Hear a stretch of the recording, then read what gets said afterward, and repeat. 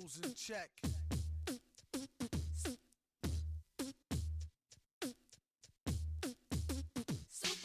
I got this girl and she wants me to duke her. Told her I'll come scoop her around 8, she said.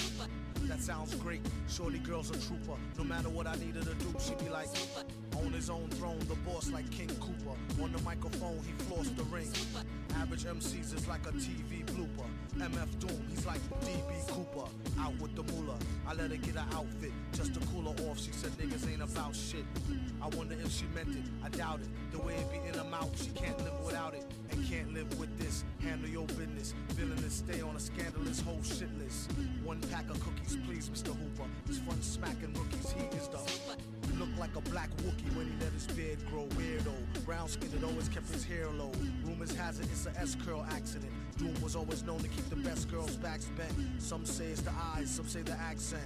A lot of guys wonder where their stacks went. I call her thunder thighs with the fatty swoller. Only mess with high rollers, do what daddy told her. No matter the city, she with me to do the thang thang. Working the coochie hoopty chitty chitty bang bang. Same name on the titty as on the name ring. Pretty like Baby D off all in the same gang. Keep my eye on her, really don't trust her, but I treat her like a daughter. Taught her how to bust a nut and the heat to turn beef to horse meat chalupa. Teach her how to hold it, of course he's the see most cats treat her like fufa or beat her to a stupor. Take it from the you need to make her feel cuter and lay down the G like loofah. Everything a be do for her. Keep her in a new fur so she looks sweet when she go to beat the got the Buddha, get the grenadiers, twist it, put it in the air, come in, kiss it. Listen here, Scooter, let her try to bag you when she's on the rag. Never let her fry the ragu, which will have you under some type of spell, crying dag boo. Her name on your back in a tattoo. Whether a bougie broad, nerd, hoe, street chick, don't call her wifey if you met her at the Freak Nick. You don't want her, don't waste her time, I'll dupe her and be a father to your child like the he keep his hoes in check. Sends him out to get clothes from all frozen necks. Tell him take his clothes, leave him posing naked for real. Better yet, get him for the check off the record deal. Find out where he keep the tech and the blue steel. Make sure for extra rec, let him know how you feel. And while he's running down to All-Star Weekend to ball, I'm coming with the U-Haul.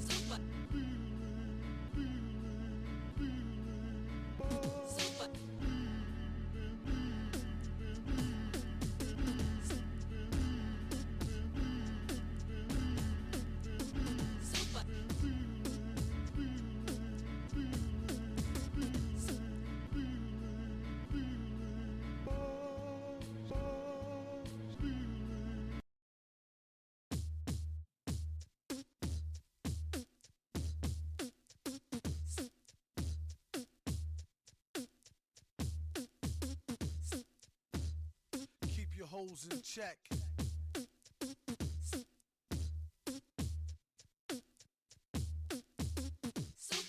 I got this girl and she wants me to duke her. I told her I'll come scoop her around 8, she said. That sounds great, shorty girl's a trooper. No matter what I needed to do, she be like, on his own throne, the boss like King Cooper. On the microphone, he flossed the ring. Average MCs is like a TV blooper. MF Doom, he's like DB Cooper. Out with the moolah, I let her get her outfit just to cool her off. She said niggas ain't about shit. I wonder if she meant it, I doubt it. The way it be in her mouth, she can't live without it. And can't live with this, handle your business. Villainous, stay on a scandalous whole shit list. One pack of cookies, please, Mr. Hooper. It's fun smacking rookies, he is the look like a black Wookie when he let his beard grow. Weirdo, brown skinned, it always kept his hair low. Rumors has it it's a S-curl accident. Doom was always known to keep the best girls' backs bent. Some say it's the eyes, some say the accent. A lot of guys wonder where their stacks went. I call her thunder thighs with the fatty swoller. Only mess with high rollers, do what daddy told her. No matter the city, she with me to do the thang thang. Working the coochie hoopty chitty chitty bang bang. Same name on the titty as on the name ring. Pretty like Baby D off all in the same gang. Keep my eye on her, really don't trust her, but I treat her like a daughter. Taught her how to bust a nut and the heat to turn beef to horse meat chalupa. Teach her how to hold it, of course he's the see most cats treat her like fufa or beat her to a stupor. Take it from the you need to make her feel cuter and lay down the G like loofah. Everything a be do for her. Keep her in a new fur so she looks sweet when she go to beat the got the Buddha, get the grenadiers, twist it, put it in the air, come in, kiss it. Listen here, Scooter, let her try to bag you when she's on the rag. Never let her fry the ragu, which will have you under some type of spell, crying dag boo. Her name on your back in a tattoo. Whether a bougie broad, nerd, hoe, street chick, don't call her wifey if you met her at the Freak Nick. You don't wanna, don't waste her time, I'll dupe her. And be a father to your child like the. He keep his hoes in check, sends him out to get clothes from all frozen necks. Tell him take his clothes, leave him posing naked for real. Better yet, get him for the check off the record deal. Find out where he keep the tech and the blue steel. Make sure for extra rec, let him know how you feel. And while he's running down to All-Star Weekend to ball, I'm coming with the U-Ball.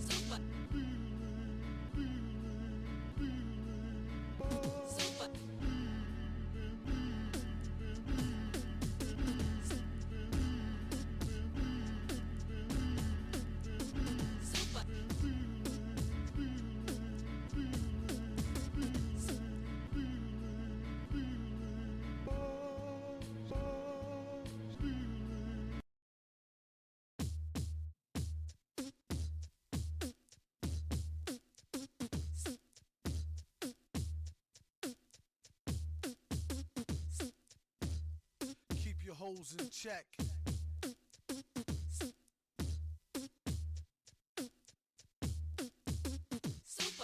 I got this girl and she wants me to duke her. I told her I'll come scoop her around 8. She said, that sounds great. Shorty girl's a trooper. No matter what I need her to do, she be like, on his own throne, the boss like King Cooper. On the microphone, he flossed the ring. Average MCs is like a TV blooper. MF Doom, he's like DB Cooper. Out with the moolah. I let her get her outfit just to cool her off. She said niggas ain't about shit. I wonder if she meant it. I doubt it. The way it be in her mouth, she can't live without it. And can't live with this. Handle your business. Villainous, stay on a scandalous whole shit list. One pack of cookies, please, Mr. Hooper. It's fun smacking rookies. He is the. Looked like a black Wookie when he let his beard grow. Weirdo, brown skinned, always kept his hair low. Rumors has it it's a S-curl accident. Doom was always known to keep the best girls' backs bent. Some say it's the eyes, some say the accent. A lot of guys wonder where their stacks went. I call her thunder thighs with the fatty swoller. Only mess with high rollers, do what daddy told her. No matter the city, she with me to do the thang thang. Working the coochie hoopty chitty chitty bang bang. Same name on the titty as on the name ring. Pretty like Baby D off all in the same gang. Keep my eye on her, really don't trust her, but I treat her like a daughter. Taught her how to bust a nut and the heat to turn beef to horse meat chalupa. Teach her how to hold it, of course he's the. See, most cats treat her like fufa or beat her to a stupor. Take it from the. You need to make her feel cuter and lay down the G like loofah. Everything will be do for her. Keep her in a new fur so she looks sweet when she go to beat the. Got the Buddha, get the grenadiers, twist it, put it in the air, come in, kiss it. Listen here, Scooter, let her try to bag you when she's on the rag. Never let her fry the ragu, which will have you under some type of spell, crying dag boo. Her name on your back in a tattoo. Whether a bougie broad, nerd, hoe, street chick, don't call her wifey if you met her at the freak nick. You don't want her, don't waste her time, I'll dupe her. And be a father to your child like the. He keep his hoes in check, sends him out to get clothes from all frozen necks. Tell him take his clothes, leave him posing naked for real. Better yet, get him for the check off the record deal. Find out where he keep the tech and the blue steel. Make sure for extra rec, let him know how you feel. And while he's running down to All-Star Weekend to ball, I'm coming with the U-Ball.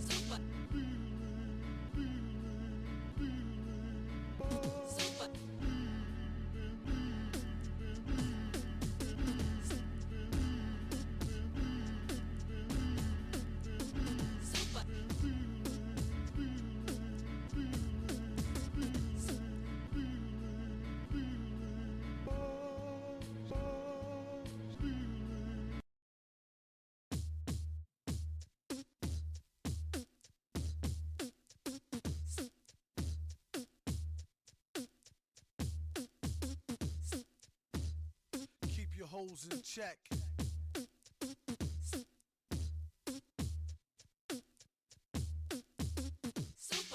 I got this girl and she wants me to duke her. I told her I'll come scoop her around 8. She said, Hey, that sounds great. Shorty girl's a trooper. No matter what I need her to do, she be like, on his own throne, the boss like King Cooper. On the microphone, he flossed the ring.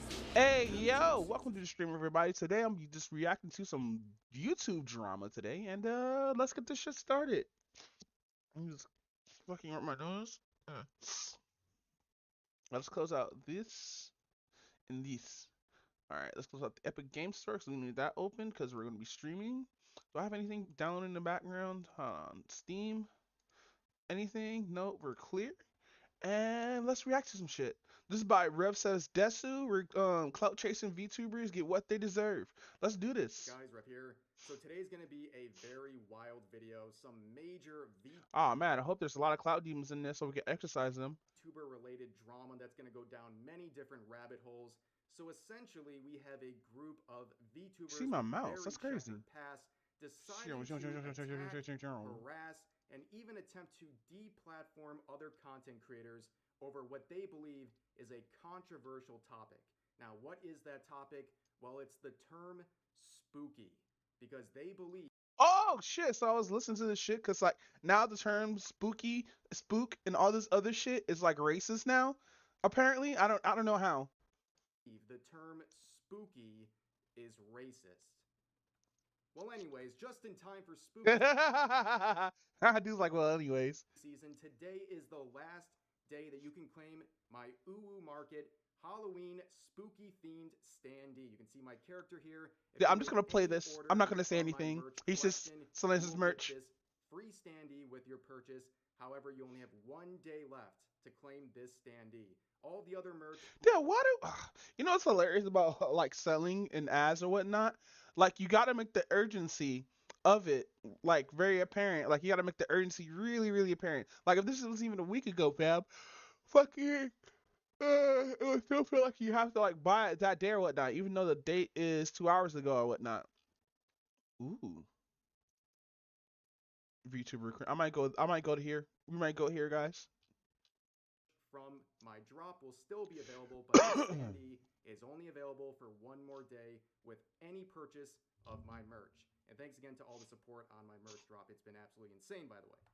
But moving on, here is one of the many tweets about this relevant situation. I could find this. Saying, gentle reminder to all my content creator friends for October. Don't use the word spook or spooky to describe your themed celebrations. It's a slur. The end. No argument. Somebody must have made her mad. What's up with giving all these people fucking voices? Here is a list of 400 scary themed words you can use. Now, people were using this to claim that anyone who's saying something like spooky season is racist and should be canceled or attacked. Now, I would ask anyone, especially anyone who's black watching this video, are you offended by the word spooky and anything like it?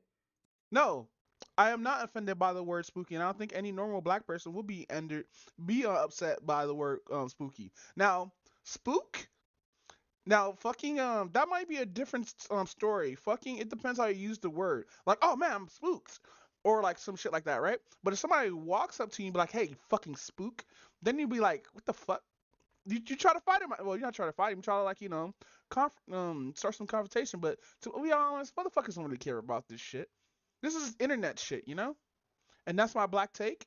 Do you actually believe that when people say something like it's spooky season to describe Halloween in the month of October, do you actually believe they're doing that with racist intent? Well, the problem is a lot of people are... Hold on. Mic off.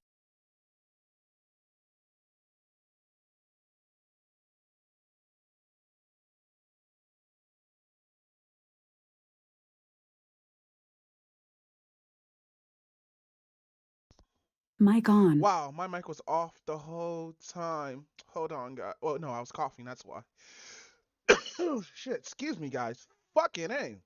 Scared in the VTubing scene. You have VTubers like this straight up making posts and Discord messages to their community saying that they are not using this word during this season because they're afraid of the implications and that it might be racist. Now, when I see people like this, I'm not mad. I'm not mad at this person.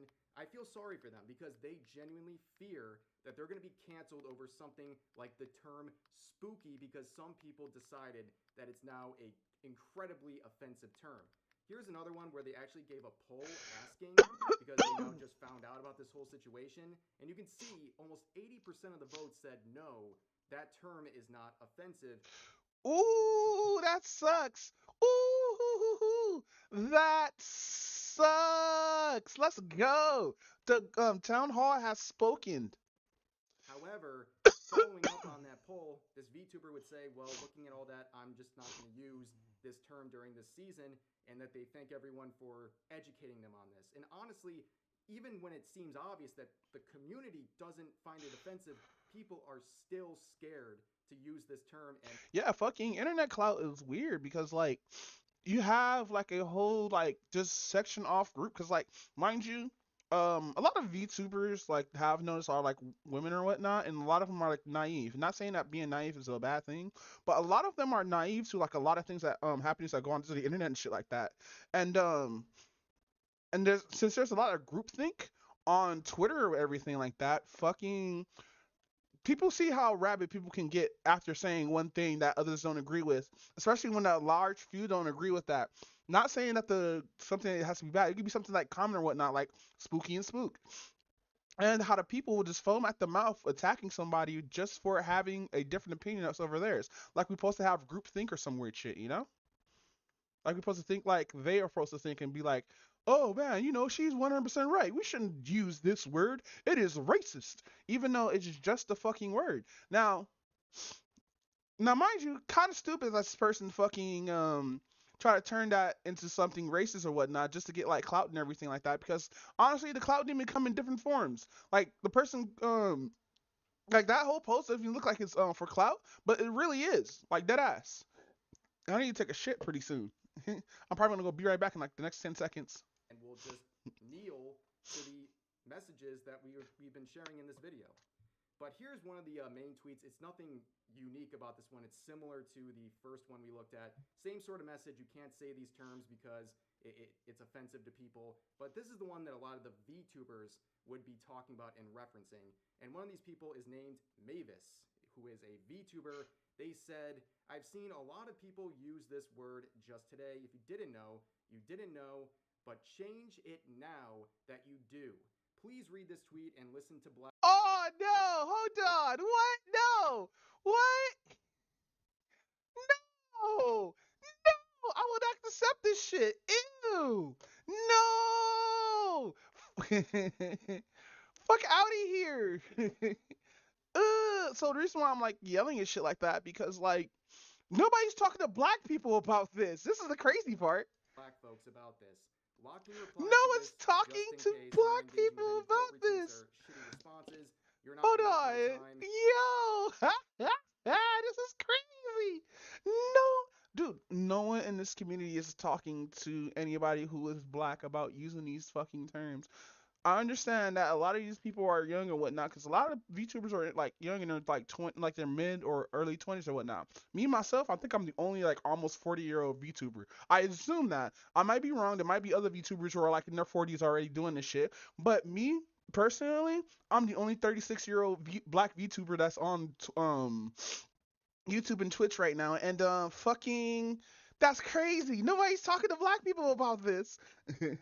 That's fucking wild. You will get a silent block and I will move on. My black friends and their safety always comes first. So to get this out of the way, this individual says that they're indigenous and they make it clear that they're not black. And another thing that is very clear is that they have a problem with white people. And let's Damn. That's nah. I'm not even shocked. see some of their history. Here's one of the tweets from way back saying that they remember getting tagged in a talk show host post looking for people to be brought on.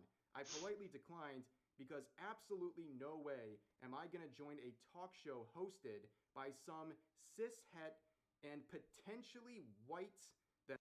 Oh my fucking god, this is so bad. I'm picturing him into my nose right now because like fucking what does race has to do with anything right now, bro? Especially with this. Like it's a talk show, fam. If you're upset that a person is cis hetero white, that's a problem with you. That's actually reverse, well, not reverse racism. That's actually racism in itself because you're not dealing with somebody just because of the skin or their color or whatnot. As people, we have to change this shit because we have to be better. Just like how black people have to be better when we were dealing with this racist shit. We as people have to be better, not trying to attack others just for the color of their skin and shit like that, you know? But I don't know. I'm just a black man who doesn't know anything with dyslexia. Yeah, let's go. That I The biggest debuff. don't know. Yeah, first of all, anyone who uses an emoji to describe a person based on their race, they are never going to make it, okay? That is not normal at all. That's very weird behavior. But basically, they're avoiding working with a talk show host because they're potentially white. That is very strange that you are going to avoid working with people solely based on their race. But it goes way beyond just fear. So here's another thread they were involved in, saying right here, yeah, but apparently me being loud and angry and telling white people to stop being racist to me while jokingly calling them colonizers. Oh fuck, yo, that's crazy. Hey yo, that's crazy. Jokingly calling them colonizers and church wafers. Oh fuck, that's the most racist thing you can say. Dude, fucking church wafers. And Oh church fuck. offers Oh. is being racist back. Well, yes, Oh it shit. is. And it's the old strategy a lot of these people like to have, and that's battling racism with more racism. And then Oh being my shocked god, when the the hit result cross isn't city very is good. huge. Of course, the people being racist towards Mavis are wrong, but combating them with racist comments yourself isn't solving anything, and it's just more racism. And down here they say, it's all right at this rate. I just Wait, avoid what looking the up fuck to is the trusting video? white creators because 9 Oh, that's times out of 10, crazy. Hold I'm on, I gotta fix disappointed. that. Well, I'm not Hold on, surprised. everyone. That's crazy that it does that. Boop. Uh-huh. No, same. Executable. Automatic. So if I click here, it still goes black. Why? Windows 7 up. No. Windows 10. Force that. Oh, wow, that's crazy. That you're disappointed when you work with white creators because you have this inherent bias. Yo, aren't there a large percentage of VTubers who are white?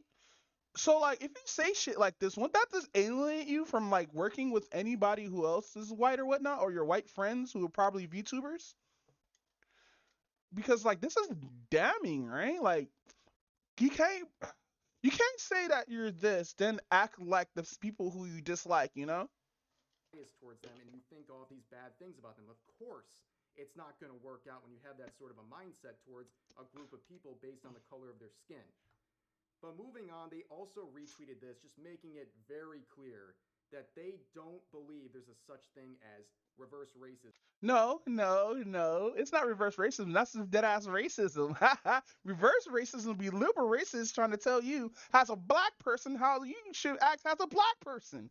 That would be reverse racism. It's like, let me be helpful, my Negro. You cannot be racist towards white people, even if you're. Hold on, be right back, guys. Ah, shit, where is the be right back? Boom, bam.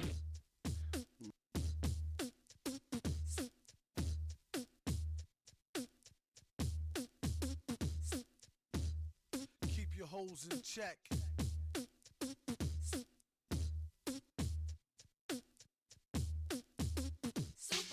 I got this girl and she wants me to duke her. I told her I'll come scoop her around 8. She said, that sounds great. Shorty girl's a trooper. No matter what I need her to do, she be like, on his own throne, the boss like King Cooper. On the microphone, he flossed the ring. Average MCs is like a TV blooper. MF Doom, he's like DB Cooper.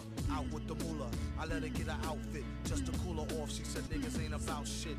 I wonder if she meant it, I doubt it. The way it be in her mouth, she can't live without it. And can't live with this, handle your business. Villainous, stay on a scandalous whole shit list. 1 pack of cookies, please, Mr. Hooper. It's fun smacking rookies, he is the look like a black Wookie when he let his beard grow. Weirdo, brown skinned, it always kept his hair low. Rumors has it it's a S-curl accident. Doom was always known to keep the best girls' backs bent. Some say it's the eyes, some say the accent. A lot of guys wonder where their stacks went. I call her thunder thighs with the fatty swoller. Only mess with high rollers, do what daddy told her. No matter the city, she with me to do the thang thang. Working the coochie hoopty chitty chitty bang bang. Same name on the titty as on the name ring. Pretty like Baby D off all in the same gang. Keep my eye on her, really don't trust her, but I treat her like a daughter. Taught her how to bust a nut and the heat to turn beef to horse meat chalupa. Teach her how to hold it, of course he is the. See, most cats treat her like fufa or beat her to a stupor. Take it from the.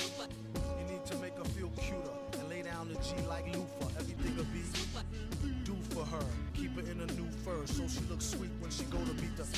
Got the Buddha, get the grenadiers, twist it, put it in the air. Come in, kiss it. Listen here, here, Scooter. Let her try to bag you when she's on the rag. Never let her fry the ragu. Which will have you under some type of spell, crying dag boo. Her name on your back and a tattoo. Whether a bougie broad, nerd, hoe, street chick. Don't call her wifey if you met her at the Freak Nick. You don't want her, don't waste her time, I'll dupe her. And be a father to your child like the... He keep his hoes in check. Sends him out to get clothes from all frozen necks. Tell him take his clothes, leave him posing naked for real. Better yet, get him for the check off the record deal. Find out where he keep the tech and the blue steel. Make sure for extra rec, let him know how you feel. And while he's running down to All-Star Weekend to ball, I'm coming with the U-Haul.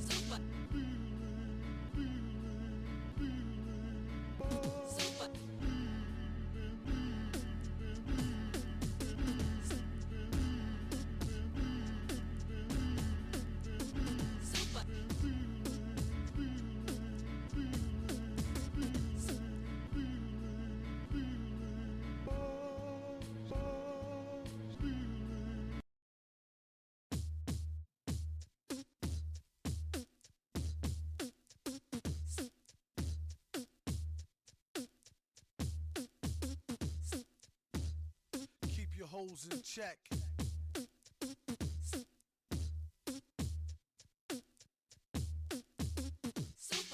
I got this girl and she wants me to duke her. I told her I'll come scoop her around 8, she said. That sounds great, shorty girl's a trooper. No matter what I need her to do, she be like, on his own throne, the boss like King Cooper. On the microphone, he flossed the ring. Average MCs is like a TV blooper.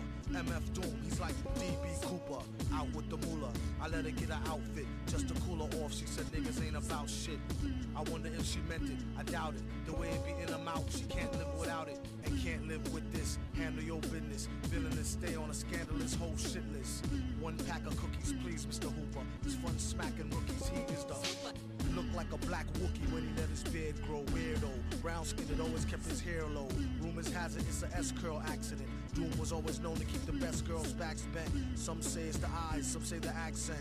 A lot of guys wonder where their stacks went. I call her thunder thighs with the fatty swoller. Only mess with high rollers, do what daddy told her. No matter the city, she with me to do the thang thang. Working the coochie hoopty chitty chitty bang bang. Same name on the titty as on the name ring.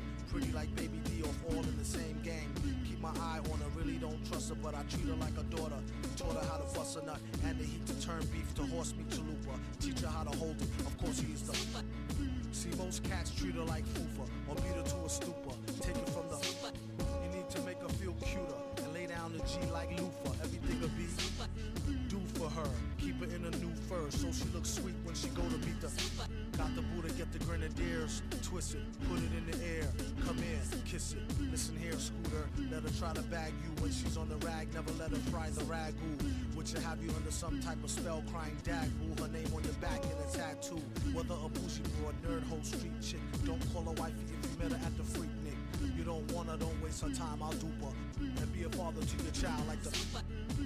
He keep his hoes in check. Sends him out to get clothes from all frozen necks. Tell him take his clothes, leave him posing naked for real. Better yet, get him for the check off the record deal. Find out where he keep the tech and the blue steel. Make sure for extra rec, let him know how you feel. And while he's running down to All-Star Weekend to ball, I'm coming with the U-Haul.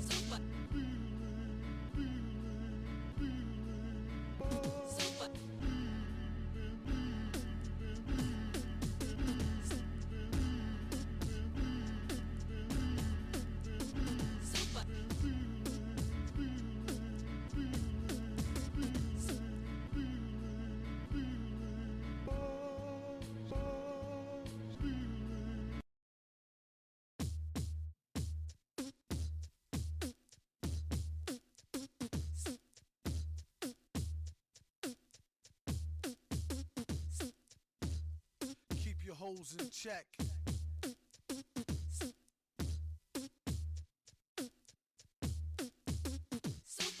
I got this girl and she wants me to duke her. I told her I'll come scoop her around 8, she said. That sounds great, shorty girl's a trooper. No matter what I need her to do, she be like, on his own throne, the boss like King Cooper. On the microphone, he floors the ring. Average MC. Welcome back, guys. Things about them based solely on their race. But yes, they would end up getting some flack even from other content creators who are black saying, please don't speak on my behalf, and I don't agree with this. Yes, let's go! Nobody's talking to black people. That's this whole thing. And Mavis would eventually say this: I didn't want to post this publicly, but I also want to make my Black, Indigenous, people of color mutuals aware that after yesterday, I'm going to simply retweet. Oh shit! No, I didn't mean to do that. Hey, what's up, guys? Rep here. Damn it! I didn't mean to do gonna that. be Where are we?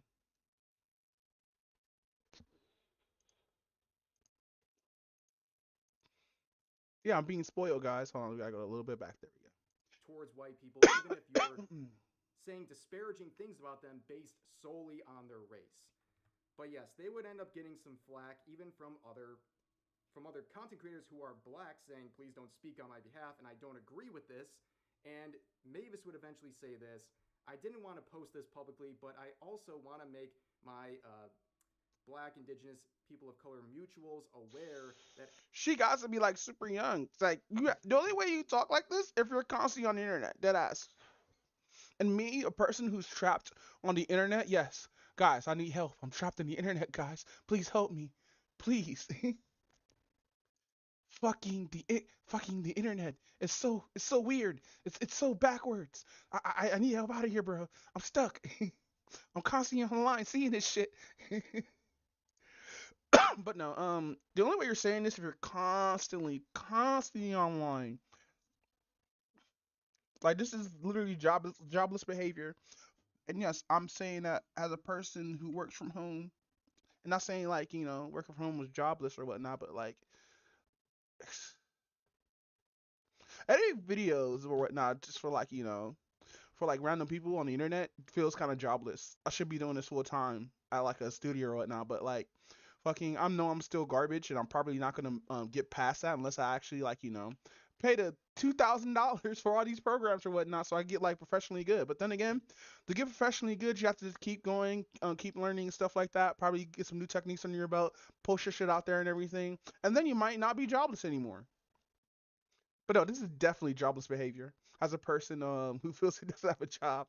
after yesterday, I'm going to simply retweet posts and not add my own thoughts. Even when just spreading information, I was targeted / harassed. She doesn't even talk to anybody who's Black. That's the crazy part. And I'm no longer willing to put my own safety at risk. I have lost my hope, and I accept that. I'll be focused on cultivating my own community and keeping it safe for people like me instead. I think that's Damn. a pretty good idea. How about you just worry about your own community and stop trying to speak on behalf of everyone else? But moving forward, we have the new protagonist of this situation, a person named Curry. Let's go. A new challenger has entered the ring. VTuber Cringe, it's someone we've talked about before. He makes content pretty similar to what we do in videos like this. His Twitter account exists solely to repost tweets by Mic off. tweets that are often either insane takes or hypocritical takes based on their history of what they've tweeted. Okay, and nobody gets more flack from a certain Mic on. VTuber community than Curry Ringy. Okay, seeing a mirror shined on themselves drives people insane. All of these bad actors in the Mic off. who say ridiculous things like we just Mic showed a on. second ago, they hate seeing someone compile the tweets and just show it back to them and say, hey, here's your public behavior. They don't like that. And they really hate Curry Ringy. I think they go after him more because he's a smaller account, and they go after his YouTube channel as well. Really, I didn't think VTubers would do that. It's just like normal people. I guess people are still cringe at the end of the day. Simply reads these tweets, much like this video. But moving forward, as a response of his tweets covering what people were saying about this spooky issue, people were using. Hey, retard! Is a slur. Not. I will not stand for such language on my account. Real answer though. The real racists are the ones that don't even realize how racist they are. True. Sometimes you call it liberal racism. That toxic community you call racist is probably more diverse in the term ethnic background than those weirdos claiming to be anti-racist. It's not very cool to call POCs racist for their opinions to counter yours. But no, the other chick was being racist. That was the crazy part. Using his cat to go in there and leave comments calling him slurs and his community a bunch of slurs. Once again, combating bad act, potentially, people saying slurs with more slurs. And in this case, calling people slurs over something as goofy as the word spooky. But moving forward, Mavis would react to Curry Rinji's tweets saying bigots need to be deplatformed and more people need to block, report, and stop accepting that they exist. Knowing that someone out there with a huge following can share content and get that person harassed in mass / told to die is beyond acceptable. So where's the screenshots? I want to see screenshots of this shit. Cause like, whenever a person talk about, oh, I was harassed and all this other stuff, where are the fucking screenshots? Show us the screenshots so we can reverse bully them back. Because even though, like, bullying is fine on the internet because sometimes it gets the shit done, but like, fucking harassing somebody just for an opinion, and then you got groupthink and like you say you've been harassing on this shit, but don't show anything. People are not gonna fucking believe you. Like, we have screenshotting. they believe that anyone who is showing their public tweets should be deplatformed because it's not just enough to, have an actual. Fuck, I'm gonna pay for X right now. God damn it. Oh shit. Oh, boop. Cause like it's super cheap. Might as well do it now. Yuck. Wait, no. Oh, it didn't show anything. Cool. Let's do that later then. Discussion with people criticizing your public tweets, you need them deplatformed. It's absolutely ridiculous, and we know by your own standard and your comments about white people, for example, you would have to be deplatformed as well. It's ridiculous. But moving on, this wasn't the only person calling for Curry Rinji's deplatforming. We have another VTuber using their following to make this tweet right here. A new challenger has Here's appeared. a report on how VTuber Cringe is Do y'all really harassing need to give me many a fucking vulnerable people soundboard and like that ass? dehumanizing them constantly in videos, broadcasting their names over YouTube / Twitter, which gets these people death threats, slurs, harassment, etc. And YouTube creators and Twitter have done nothing about it. So yeah, because they're saying it will work out in the end. That's why, like, fucking unless you're making the platform money. What the fuck? I didn't click on anything. What the fuck? What the fuck? I didn't click on anything. Okay, I got that on stream now. this post right here is targeted harassment, by the way. It is calling to deplatform someone over non-issues in this case. They don't have any proof of any real sort of harassment that Curry Rinji is doing. But in this post, I mean, imagine this. They tag not only VTuber Cringe, but they tag YouTube and Twitter, obviously with the intent of deplatforming him and saying all these things that he is harassing vulnerable people. Damn, why are people so salty, bro? Like, why? Why? Hold on. I gotta find this meme real quick.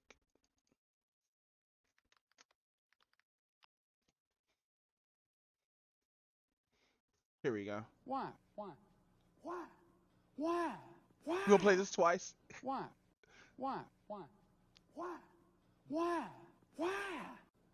Good meme. People and dehumanizing them, which, again, they have absolutely no proof of. But before we get into some of the replies to this thread, let's see what this person has to say about related issues. So here's the same VTuber saying this.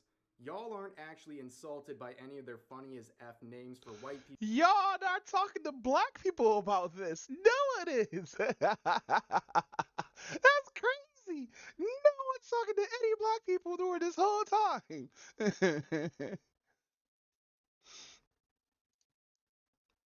Oh my god, this is fucking hilarious. Boop. No one's talking to any black people.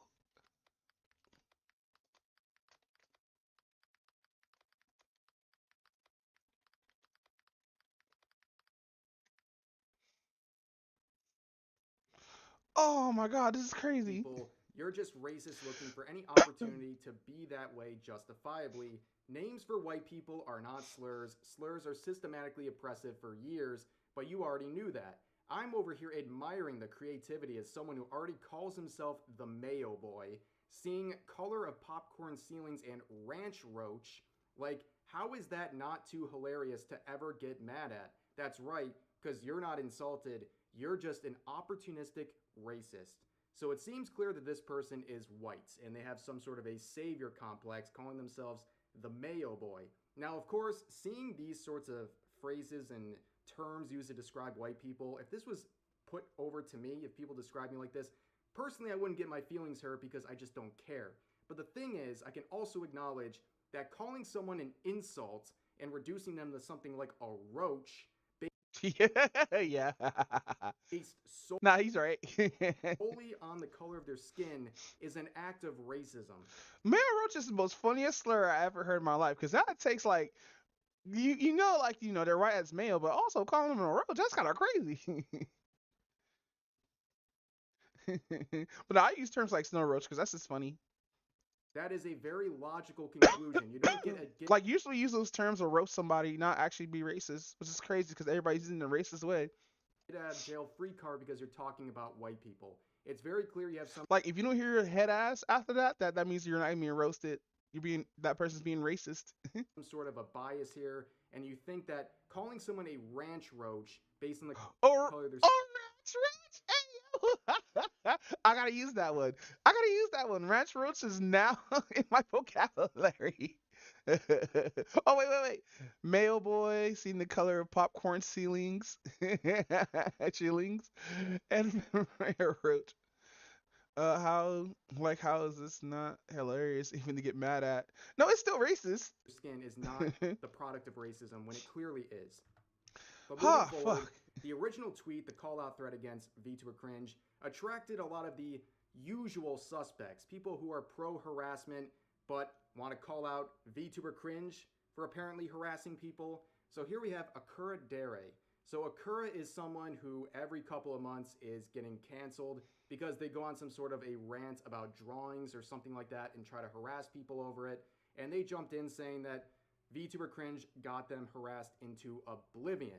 Now, Akura is someone who has been canceled more times than they've gone live with their streams, and I have plenty of their greatest hits available to remind people that this person calling out someone over harassment is someone who routinely engages in harassment campaigns. Damn word. So they're like, he got me to blast. Da, da, da. Show the fucking receipts. Who can forget this classic right here? So this is on their previous account. They have two accounts, just to be clear. They have one larger account and a recent newer one that they created about a year ago. Same name though. But this person is describing a situation saying that nobody should be harassed and slandered over drawings to the point where they take their own life. And Akura responds to this saying, good. Hey, yo. Akura is saying it's good that people are bullied and slandered to the point of taking their own lives over drawings. This is the person calling out VTuber Cringe for harassing people, apparently. But here's another one. This is a related thread. Fucking Twitter, yo.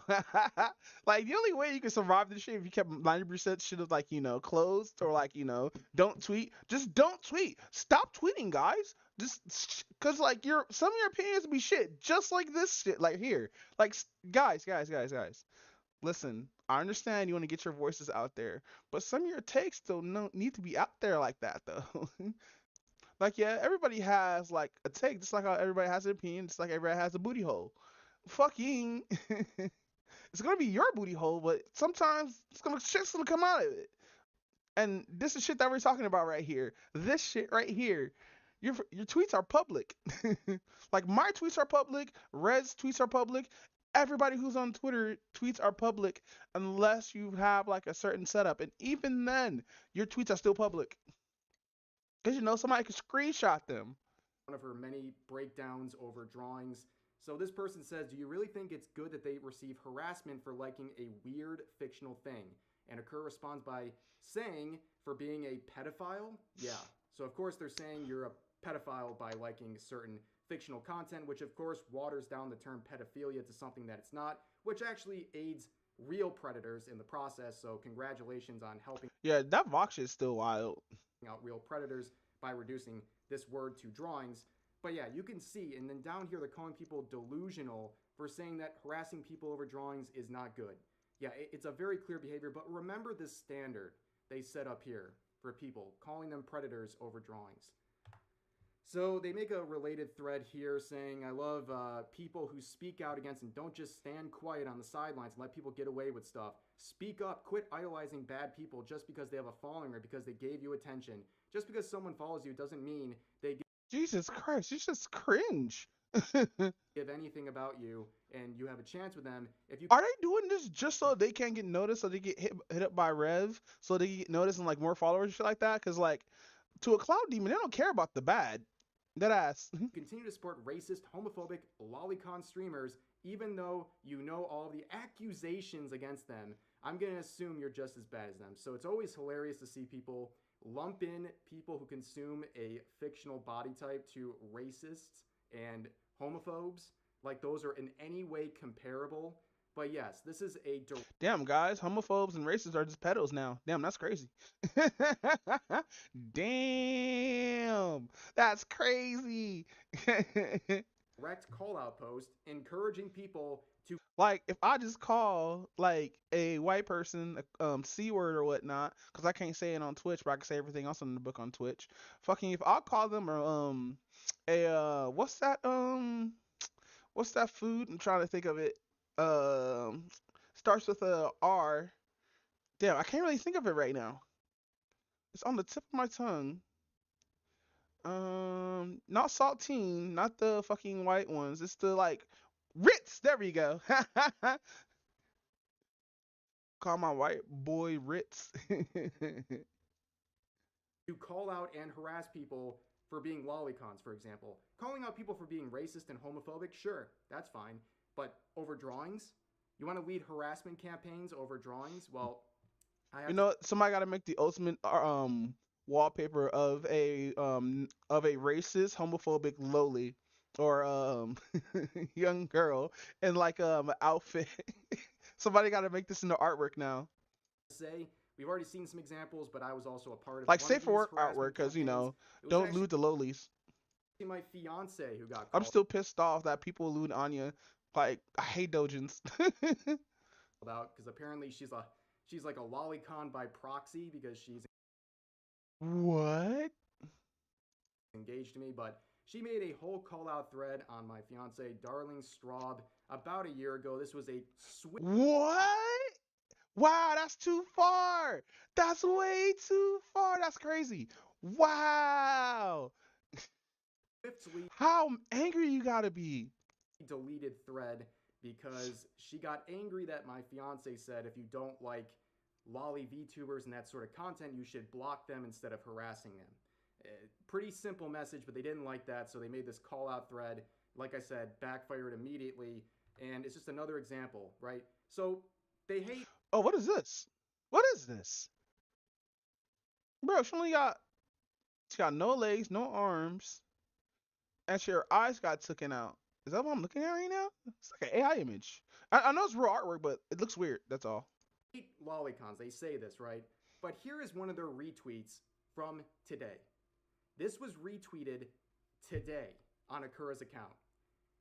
I got news for her, whether Hey, she's yo. aware of this or not, but this image comes from a lolicon Guro doujinshi.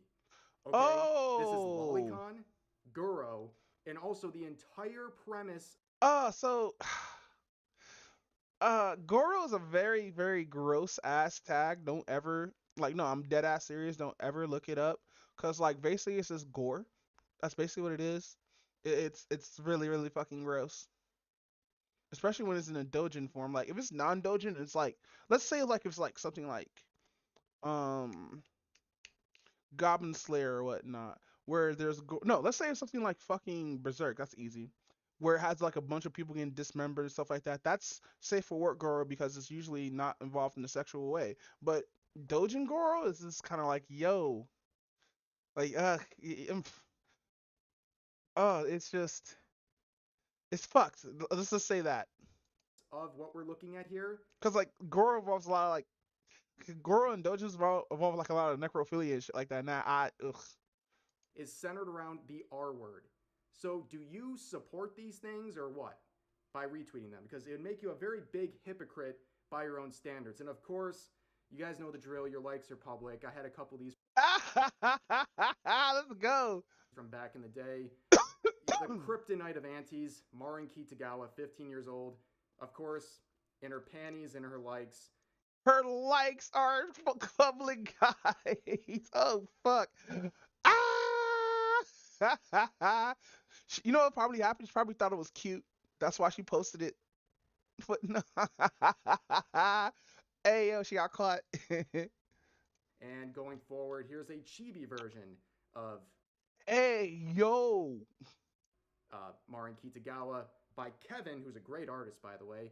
But yeah, again, what does all these things make you by your own standards? Like, please inform us how you're an Wait, Chibi counts that as well? Like, I don't like a loot versus Chibi. I don't know Chibi. I thought it was just like a fucking a cartoonist body type. exception to your own rule. But moving forward, this was just another example of their harassment campaigns. I will briefly describe this, and basically, Akura. See, look, screenshots exist. I don't know why they're not taking screenshots now, but screenshots exist. One free art. So she was getting free art from an artist, and she made a call out thread basically saying that they're a scammer and that nobody should work with them. Again, a very swiftly deleted thread because as she Damn, bro, like people are quick to delete their threads. would explain, Just stop. If you have a habit of like deleting your shit after saying some non-base shit, just like see me, I'm gonna say some non-base shit. I'm just gonna leave it there. But if you're deleting shit, just like delete your Twitter, fam. Like if you say like cringe shit or whatnot, and like you keep deleting your tweets and whatnot. this is free arts. And the artist didn't communicate for a while and then stated, I've been gone because I have personal life things that are more important than this artwork I'm giving you for free. And her response to that was to make a public call out post encouraging, at the time on her other account, I believe 11 or 12,000 followers, that they shouldn't work with this artist because Hey, yo, that's horrible. they're bad and they're scamming. Yeah, that's not a very good look. And of course, Wait, I'm people gonna would call read. this Ghosting in any way is definitely not fine, but to cancel someone that failed to do art for you that was supposed to be free after all is observed. Why go to a low point to take this? Why go to a low point? Why go that? Wow. Dyslexia is fucking with me right now. Why go low to a point you take this in public? Um, you didn't lose anything here. The artist didn't even charge you. You're better than this. Yeah, they offered to do it for free, yes, but oh, let's go! She added the booty word, guys. Hey yo, she was like, she was like, yes, she was like free, comma, yes, period, but hold on, I'm gonna close my front door. Let me turn my fan too. She was dead ass like, but she about to make that defense fucking golden. Watch this. This defense is about to be fucking flawless after I go grab me some fucking ice cream. Oh fuck! Oh shit! Whoa! Whoa! Whoa! Fucking almost slipped. um, let's see. Damn, the ice cream's probably frozen too. Smooth operator, do do do do do. Smooth operator, smooth operator. You guys hear that? Chocolate chip cookie dough, the most best fucking Ben and Jerry's ice cream I've ever ate. Look, I'm still looking for yeah, this one with brownies. All right, let's continue. Nigga, she said, but that's crazy. But the unprofessionalism and lack of communication, and the fact that she got ghosted paying clients, ghosted paying clients for months shows she's worth avoiding. Oh my god. Nodders. That's a emote? I guess is that an emote?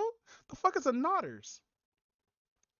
Um, the the active avoiding me and ignoring me, telling me that you can't do it, and I'm not the only one. But she's doing it for free. If you come at her like that, she's probably working with other clients or whatnot. Does she? You know, has a VTuber, people who know this, has VTubers, you have to know how hard it is for artists or how long it takes is for artists to get shit done or whatnot. And me, who dated a couple of artists like during my life, sometimes due to like life constrictions or whatnot, it would probably take a. This is why artists have so big timelines, having like weeks, 2 weeks to months, because there's shit going on in their life. They have to go to work. They have to do other things besides just on the fucking choreography screen doing your work right like that.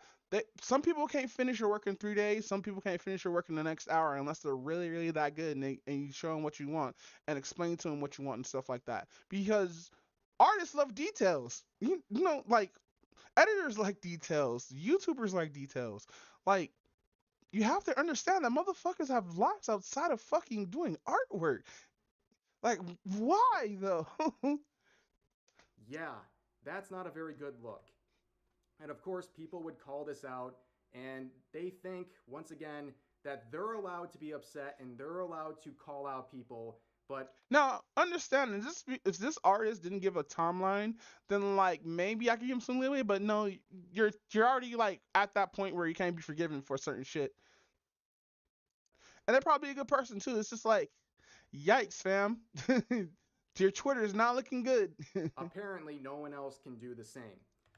And they would be in the replies of our main call out thread from today on VTuber Cringe, and they say, replying to this other one, other account, saying, me being anti Lolicon is definitely deserving of harassment.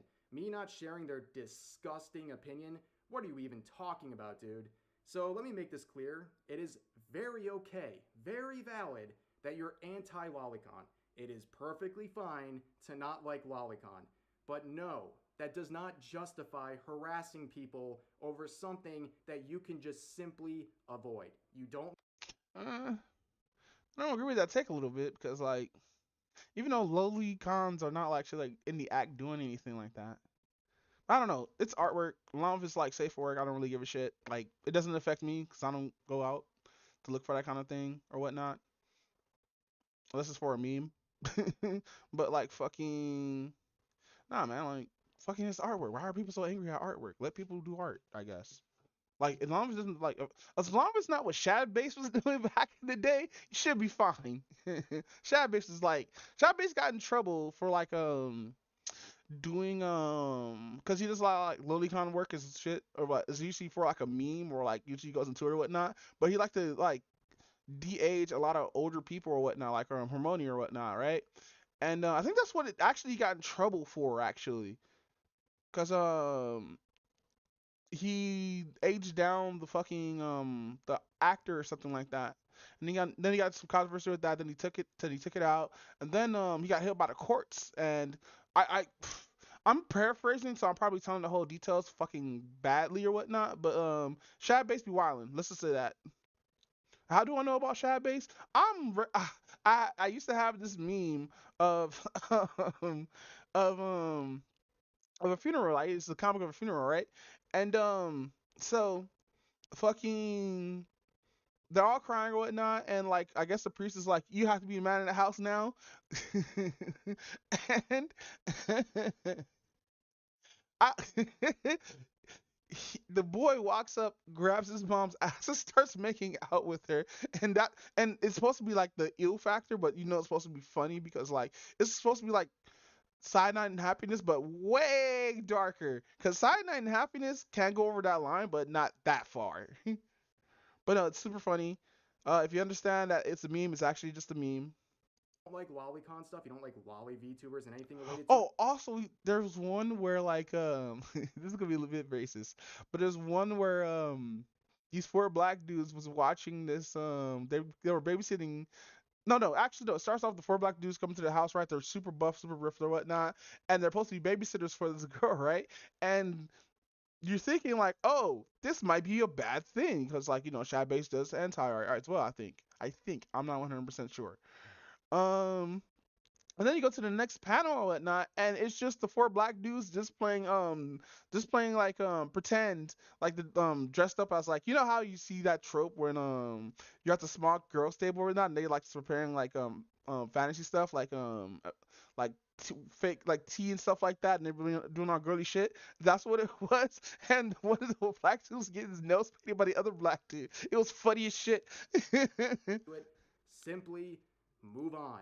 Block them. Ah, Don't I talk gotta about find that them shit. because they're gonna find your posts. You keep doing this every couple of weeks or even months or Yeah, but delete your Twitter. whatever. You keep drawing these people in because you can't stop talking about them and targeting them and harassing them. This is the consequences of your own actions at this point. And like, I think you need to see stuff like this and reflect. And reflect what kind of an image you're giving of yourself and why certain things aren't working out for you. When you're constantly being vile and harassing people over something as Yeah, fucking. I understand like people like want to have opinions shit like that, but like why if it's this bad? Like fucking let's take a break from the internet, fam. Like it's not that important. It's really not that important. simple as drawings. But moving forward, there were other pro harassment people joining in here. This individual named Ike joining in saying, I'm one of the people he created his account to target. I have watched him get so many people banned through mass report schemes, and yet there he is. So here's this same individual, not even a year ago, saying this, replying to a thread of people harassing Pikami. They say, Pikami is a lolly show. We should have done it sooner. Saying that they should have harassed Pikami into graduating sooner over drawings. Once again, now this is the person calling out VTuber Cringe for sharing public tweets. Here's another individual replying saying, at one time in the past, they actually Bro, this shit's boring, bro. Like, not like what Rev's talking about, but like this whole drama shit, bro. Like, it's just people who are this dead ass, just this fucked, trying to just cancel someone. Like, I guess the like, fucking game recognized game. I guess I don't know. posted a screenshot with my friend's location listed and refused to take it down. And the quotes and replies are all asking a very simple question, and that is proof. Where is the proof? This is something you would have a screenshot of. This is something, if it's still up, you'd be able just to link the tweet. But they can't because they made it up. I mean, I'd be so confident that this didn't happen that I would be willing to bet money on it.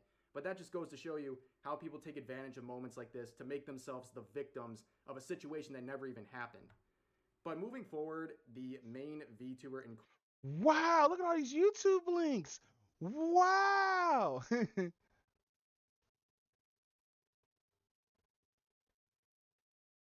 question here would actually be communicating with YouTube and sharing the proof that Curry Renji, VTuber Cringe, was harassing people and inciting racism and things like that.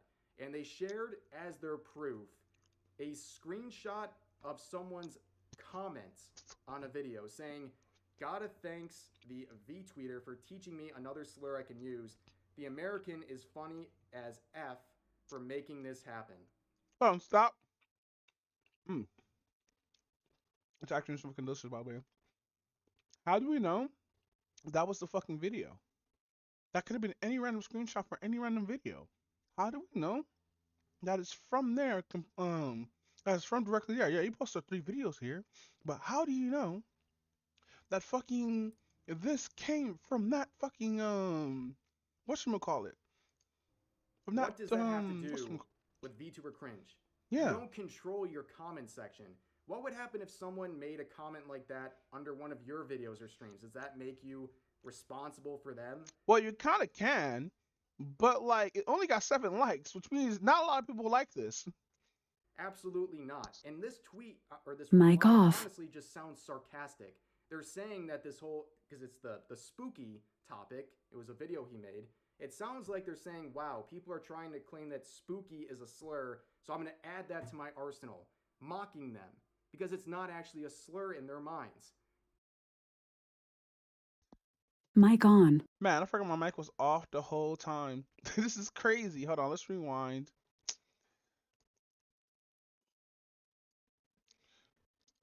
So like I was saying here, fucking of a situation that never even happened. I was saying just like fucking delete your Twitter, fam. Like fucking why are we still doing this if your shit's public and if you're just ass worse? Cause like doing this is kind of actually harassment. Like fucking game recognized game, which is the crazy part. Then when I was like here, I was saying, how do we know that this is from their actual fucking the actual fucking YouTube channel? And they got 7 likes. That means that many people didn't like it. But how do we know? How do we fucking know that this is from his YouTube channel? They could look at this and be like, oh, that's not from my channel. Here, I can show my comment section right now. And that's not there. That's gonna be crazy. Absolutely not. And this tweet or this reply honestly just sounds sarcastic. They're saying that this whole, because it's the spooky topic, it was a video he made.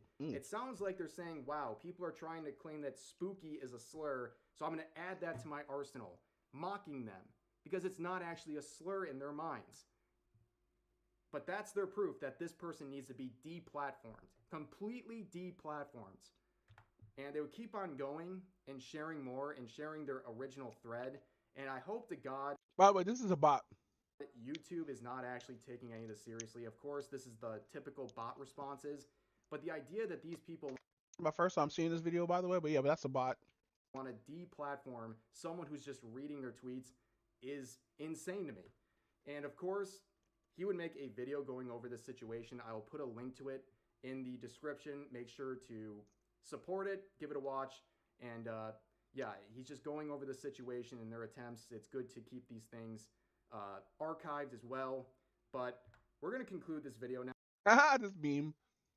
Whoa. It's the consequences of your own actions. A very long video, lot to go over, and I'm gonna make a few predictions here. Okay, so throughout this video, you may have noticed probably 90% was just me reading tweets, and there is a lot of people out there in the VTubing scene who will be very angry about that, including the topics and the subjects of this video.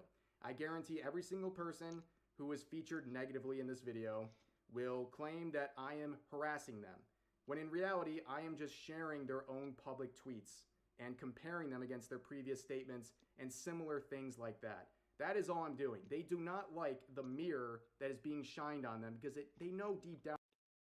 So it's a whole blowback situation because people don't like their tweets being reread at all, especially ones that simply delete it because people will feel like it's being taken out of context. Hell, I might feel like some of my posts are gonna be taken out of context and shit because how many years it's been or whatnot.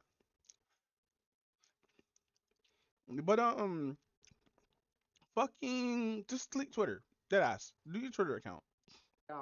They look bad.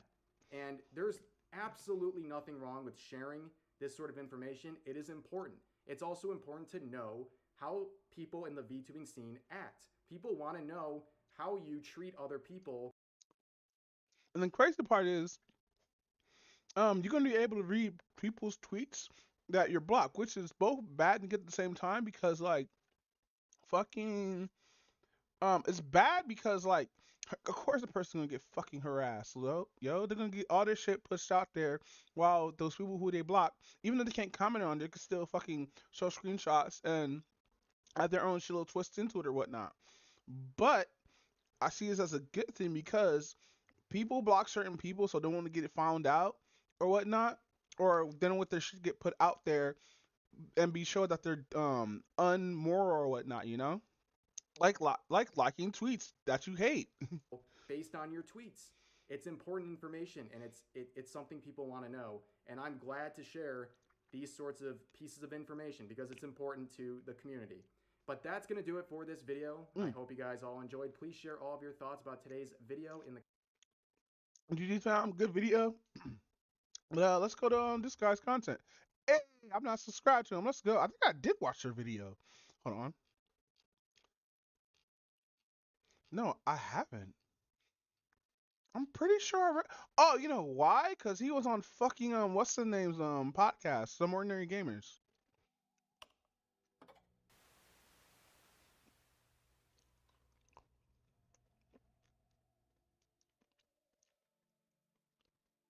Hey guys, Kurinji here. Once again, bringing you the worst out of the VTuber community in this spooky month of October.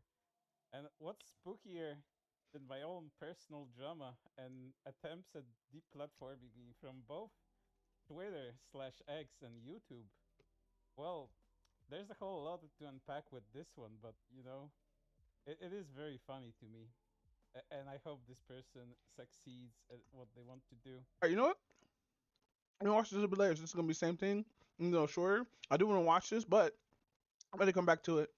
Let's actually go to Album and Preach. Actually, no. This is Hero here. Another fucking I would say he's not a VTuber because if you don't see his avatar, but like, I wish he was a VTuber. About a week since Johnny Somali was reportedly arrested in Osaka for allegedly trespassing on a hotel construction site. As it stands now, there hasn't been any word from Johnny Somali on his social media accounts, meaning he still may be detained by the police. However, we do have word from Japanese officials, albeit a rather brief message, but here's what they have to say. Japanese official slams nuisance streamers amid Johnny Somali arrest, writes Dexerto. The streaming world has been alight with controversy in recent weeks, with kick streamer Johnny Somali causing disturbances in Japan, much to the frustration of locals and other streamers. In the past few months, Somali's been attacked. I'm tuning right now. This is why I fucking hate people like this dude. That makes it bad for like a lot of other content creators that go out to these places or whatnot and try to like show the culture, respect the culture, um find out new things about other cultures, stuff like that. This dude's right here fucking it up for a lot of fucking, especially. I don't even know if he's African. I think he's African. I don't think he's African American. I think he's African African. Hold on.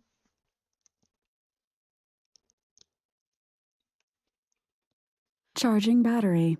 Dude, something has to be wrong with him or some shit like that, Like, there's no way you gotta be this fucking stupid in another fucking country where you're gonna probably get your ass beat. For racist outbursts directed towards locals, and even harassed Twitch streamer Miyako after running into her. Now, following his arrest at the hands of Japanese police, Cabinet Secretary Matsuno has weighed in on the controversy. At a press conference in late September, Cabinet Secretary Matsuno discussed the controversy and expressed his belief that streamers should refrain from, quote, invading privacy and causing nuisance, unquote. While the official believes that streamers should have right to broadcast, the trouble IRL streamers have caused for non-streamers made him speak out, and even including a video here with the caption, "Video of kick streamer Johnny Somali allegedly trespassing on a construction site and harassing construction workers." Yeah, fam, like, pranking. See, the reason why pranking is American versus like any other places is like really really bad is because like their laws are different from American laws and shit like that, right? So yeah, man, like fucking you're American or whatever where you're from, you go do this stupid shit expecting that like nothing's gonna happen, but now you're stuck in a cell, which is crazy. Somehow we didn't even make it to the construction site yet, and we already got a pause to comment on that. This man's really wearing some skeleton mask, trying to say what's up to one of the most well-known Yakuza organizations.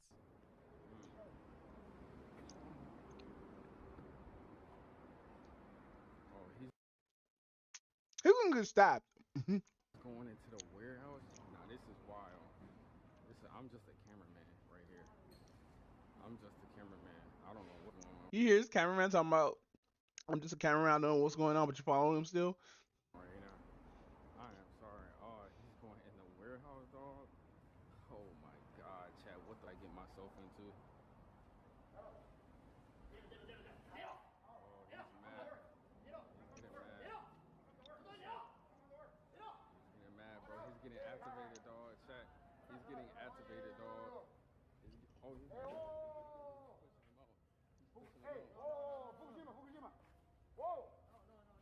him out.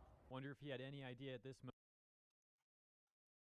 Wait, he should get honestly gets like if this is America, he obviously wouldn't have been shot by now. Dead ass. Moment that this would apparently lead to him getting arrested, potentially even sentenced.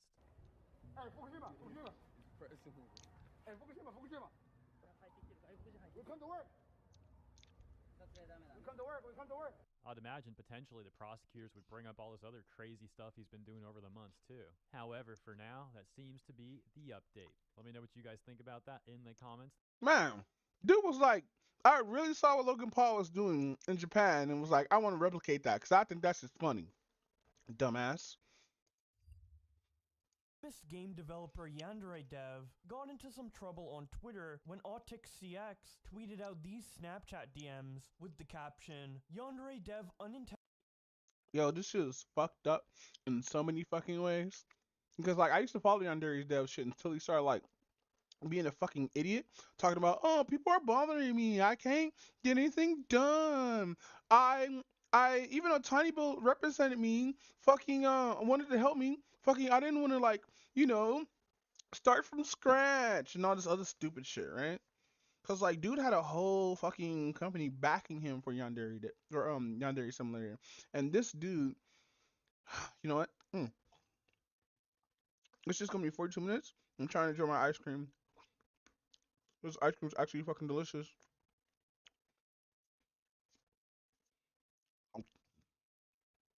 Intentionally creating one of the funniest screenshots ever. The DMs read out with Yandere Dev saying, this is abuse. This is power imbalance. I am being emotionally abused by you. And then the girl responds, I'm 16. Hey yo, what is this lolly dumb shit? Dude, imagine you as a 35-year-old getting bullied by a 16-year-old. That's crazy. Mm. Oh my god, this ice cream's so delicious. Skull then responds with the full version, which was posted by Gerald, where he says, nothing encapsulates Yandere Dev more to me than this image. The messages start with Yandere Dev saying, you were the one traumatizing me. The girl responds, I'm sorry. Yandere Dev responds, this here is trauma. This is abuse. This is power imbalance. I'm being emotionally abused by you. She responds, I'm 16. He responds, you have this massive blackmail over me. She responds, you're 35. Illiterate Squid responds, he's 35? Damn, that's crazy. Yes, he's been in contact with the victim since they were not. Oh, that's so gross. Skull responds, yes. He's been in contact with the victim since they were 9, although it didn't become sexual until recently. Still weird. Skull then follows up by saying, some extras, showing some more DMs from Yandere Dev, where he says, I am so lonely and miserable and depressed and unhappy. Of course, the one time a girl is This is sad. This is really fucking sad and depressing. I don't know to watch this. Like, I know Yandere Dev is like, you know, those people who don't take accountability or blame for anything that he does. But like this shit right here, yikes.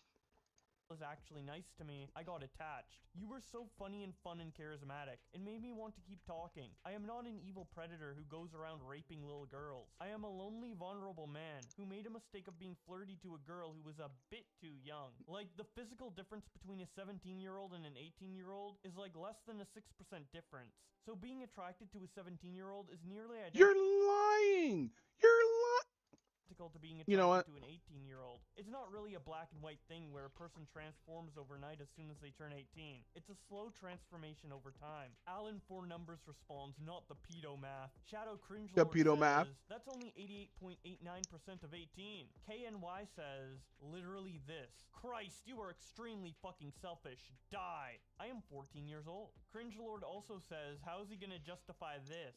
Showing DMs where the girl says, I seem desperate. And then Yandere Dev responds, yeah, I think about that sometimes. 17 is 94.4% of 18. Ah, So the therefore, math. being attracted to a 17-year-old girl is 94.4% okay. Buds for Buddies says, what? 35? Gerald responds, more than twice her age. She was 7 when he started developing the game. Razzle Dazzle says, you have this massive blackmail over me. Oh? So now you...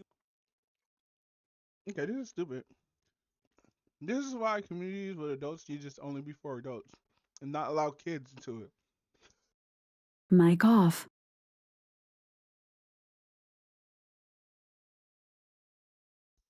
Mic Especially on. young, impressionable kids. You admit what you did was bad? Interesting. Gerald responds, obviously him talking about his dick size, seeming eager to see her nudes, and asking if she'd want to steal his virginity only seem like blackmail because there's no context. He's just a 35-year-old teen boy. How is he supposed to know it sounds inappropriate? Lex says, Yandere Dev never fails to be a complete loser. I had low expectations, but this is just pathetic. Gerald responds, Oh, for a bit, I'm zooming. I'm moving real quick. Mic off.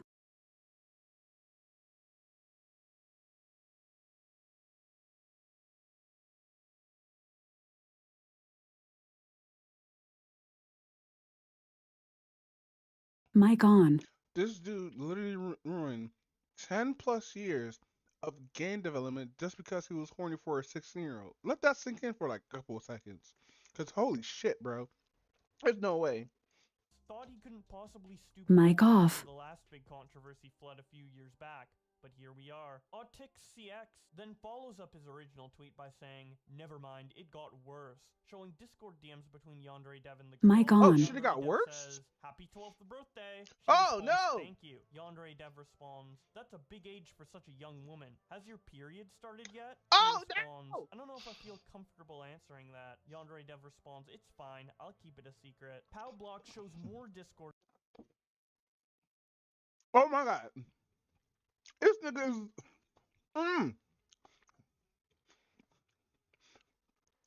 This man's an actual true villain. Oh no. Oh, why would you ask that? DMs from Yandere Dev and captions it by saying, Yandere Dev is a dirty fucking bastard. I hope he rots in hell. It starts out with the girl saying, okay, I'll send them tomorrow. I'm at school right now. Yandere Dev responds, that's fine. Looking forward to it. She responds, what do you want in the video though? I've never taken a nude before. Yandere You know what? This dude's a real ugly bastard. Let's go. Dev responds, I don't mind. Anything is fine. She My dude's trying to responds, live "Sorry his for the late response, NTR but one fantasies. more thing. Because I'm underage, what if I get in trouble? Sending that stuff is illegal if you're under 18. Yandere Dev responds, it's only illegal if you report it, and I trust you won't. Turkey Tom responds I hate it here on Planet Earth. I really do hate it here. to all of this by saying, what's the details on this cancer? Mudahar says, man, I was planning a Yandere simulator video looking at the progress of this vaporwave from years ago. Now the whole project has taken a massive turn for the worse. Context is underage grooming allegations. If this message is real, I don't want to live anymore. Showing the DM where Yandere Dev explained the pedo This dude tried to put math.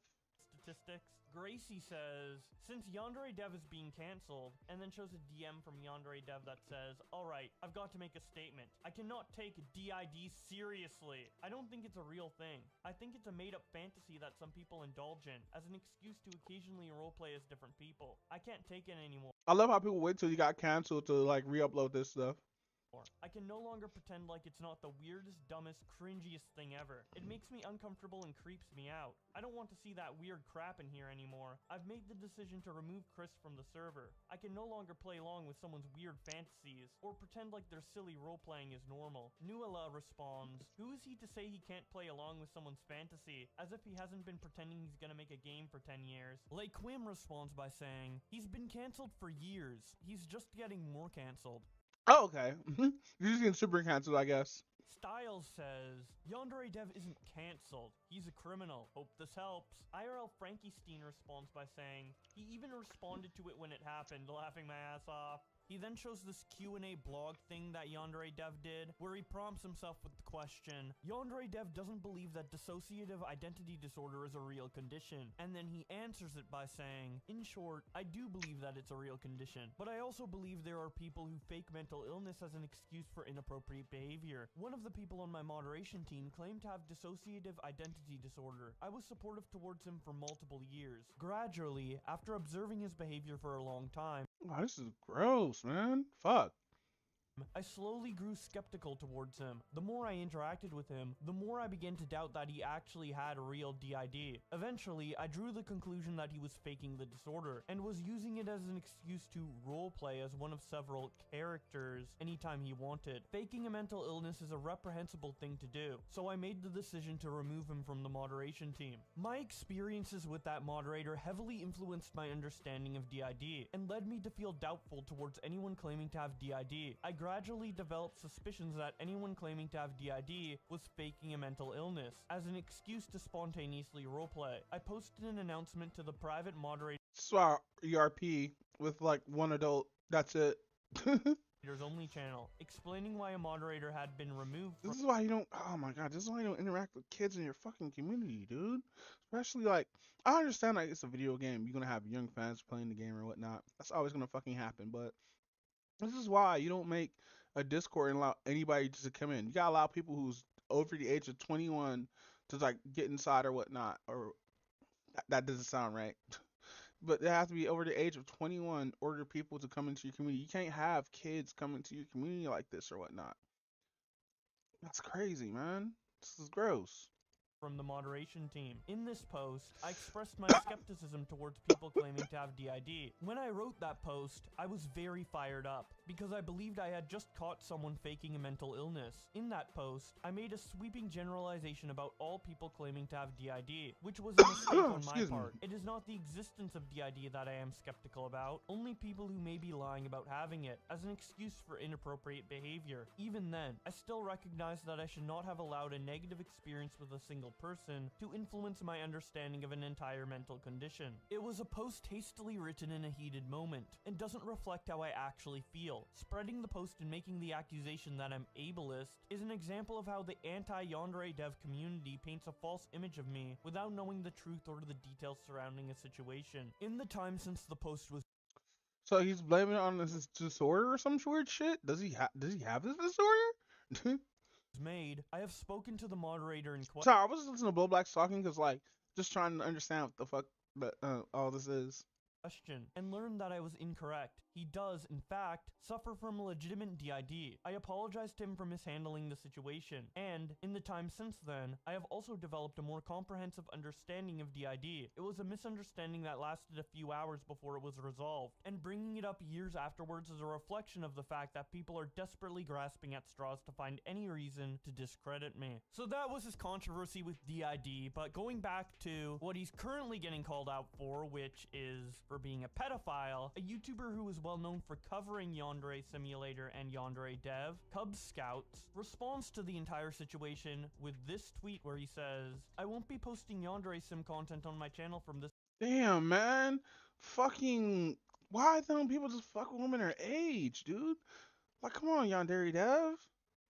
Point forward. I read up on what happened. Like, cause like, I still was supporting the game even after the bullshit that he was doing beforehand with like calling people fucking, not trolls, but goblins or whatnot, and not knowing how to take criticisms and shit like that. Like, yeah, like I would still play the game even after that, but like now, I'm just fucking upset now.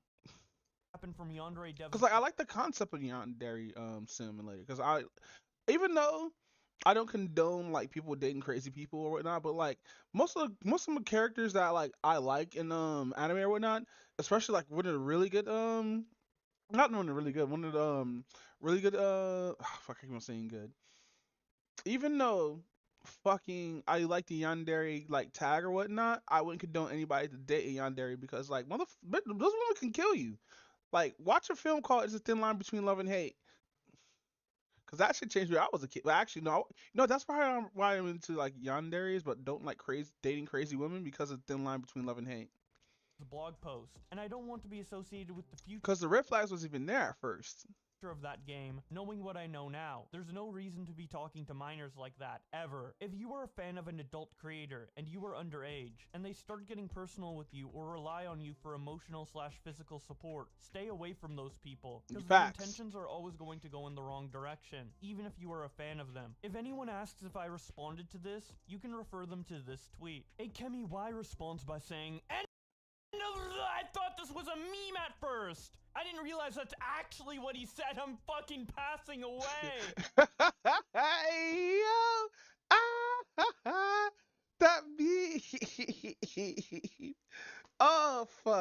Dude was like, I'm passing away. I gotta Steve use that. Rogers responds with this gif from The Lion King, where Scar says, "Kill him." Kevin shows this image of a queen saying, "Off with his dick." Artist BB responds by saying, "Sees post, pain, sees it again, agony even." Deadpool X33 responds with this Family Guy clip. I just want to talk to him. Why do you have a shotgun? I just want to talk to him. Dad, this is ridiculous. I just want to talk to him. I just want to talk to him. I just want to talk to him. I just want to shoot him. I just want to. Dr. Gonzo shows this picture of Pikachu with a gun saying, "We can't expect God to do all the work." The Monster Man responds with this image of Keemstar saying, "Here's the deal. I want this guy killed. Clean shot." Another popular YouTuber who covers the Yandere Simulator, Baju Mike, responds to Cub Scouts by saying, Yo, those memes are funny as shit, dude. Ah, "I know one of these days. especially for you, this is probably hard. You are the Yandere Sim king. It just sucks all around, dude. But it's for the best." Mike also uploaded a video to his channel. Yeah, bro. explaining Yandere Dev just needs to sell his fucking game, or not even sell, just give it away to the community and have the community fucking finish it. to his audience why he's no longer going to be uploading Yandere Simulator videos. And Razif Lamau tweets this out with the caption, "The downfall of Yandere Simulator continues." Iron Aiden responds Damn, isn't Yandere Dev a 4chaner? I think he is.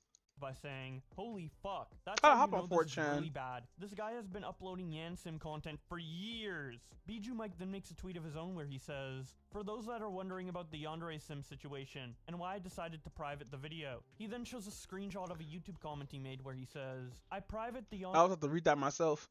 Yandere Sim video, not because I think I said something wrong or anything, but just this entire situation has just made me feel sick, and I just don't even feel good about having a video on my channel talking about the situation that Damn, man. If he could have just, fuck. This sucks. This really does fucking suck. Like, dead ass. How do you fall down the wayside where you're fucking with people like that, you know? It just upsets me, sadly. happened, given how serious it is. I just want to make videos that people will enjoy. Damn, I'm gonna be depressed. I want to actually watch the racist history of fried chicken. Yeah, this is gonna be definitely next. That I enjoy making, and I did not enjoy making that video at all. I wanted to just let you guys know that I was quitting the game because of Yandere Dev's latest post, and that I can no longer support the game anymore given the things that have happened, nor do I condone any of those actions. I don't know everything about it, but I think it's better to just leave it at this. As stated in the video, I will leave the old videos up because I have too many of them, and I know that Wait, many of can you I? guys enjoy them as well as the countless hours of editing and memorable moments I've had with the game. Pretty much all the comments were supportive of my decision, and I really thank you for that, and all your continued support and understanding. Sleepy Drone responds by saying, "We are gathered here today to celebrate the size of this W." Sealy Dream The size of says, this W, hold on. "We are gathered here today to support and understanding." Sleepy Drone responds by saying, "We are gathered here today to celebrate the size of this W." Sealy Dream says, "Feels weird to see the original crew of Yandere Simulator YouTubers jump ship, but it's understandable with what happened." Meebo says, "Yandere Dev likes women just like his game, underdeveloped." Rinny responds by saying, "And nobody was surprised." Static says, "In other news, fish were found in an aquarium." Beam responds by saying, "Insane bootlicking," showing this comment from I'm sorry, these fucking tweets are fucking savage, bro. Oh, this is recent. Hubble 009 that says, "Yandere Dev, there is no need to think you are to blame. After all, no one was harmed by your actions, and if there are no victims, there are no culprits." Hey, yo! No way! Just didn't say that shit. Hey, yo! This dude's self-snitching on himself as well. Talking about there's no one's harmed. He's literally talking to his victim right now who was harmed. In any case, it's obvious that the public made a big deal out of nothing. Someone wanted to raise the drama again, as it was a few years ago. I wish you to find the strength Damn, this is a simp right here. Fuck. to survive this difficult moment. I am sure that your true fans will stay with you and support you. MX Soda says, "I'm surprised after all the sex licenses, and the body pillows, and the love doll inspired student, and the upskirt shot core mechanic, and the college essay worth of Hey, yo. justification of an inventory system involving the minor MC flashing us that people have shocked. It was a matter of when." Firecat Magic Hey, yeah, no, that tweet, no, that's 100% legit tweet. It was a matter of when, and now this is the when. Responds, what, the license is? MX Soda responds, oh yeah, he tried to say the age of consent should be replaced with a sex license. That would I think I had a conversation with somebody like this on like a forum. No, on GGT actually. They were talking about like what if we could take tests and shit like that. And I was still like morally it'd be gross because I still a 14-year-old. Cause people can cheat. Everybody keeps forgetting about that. People could cheat on tests.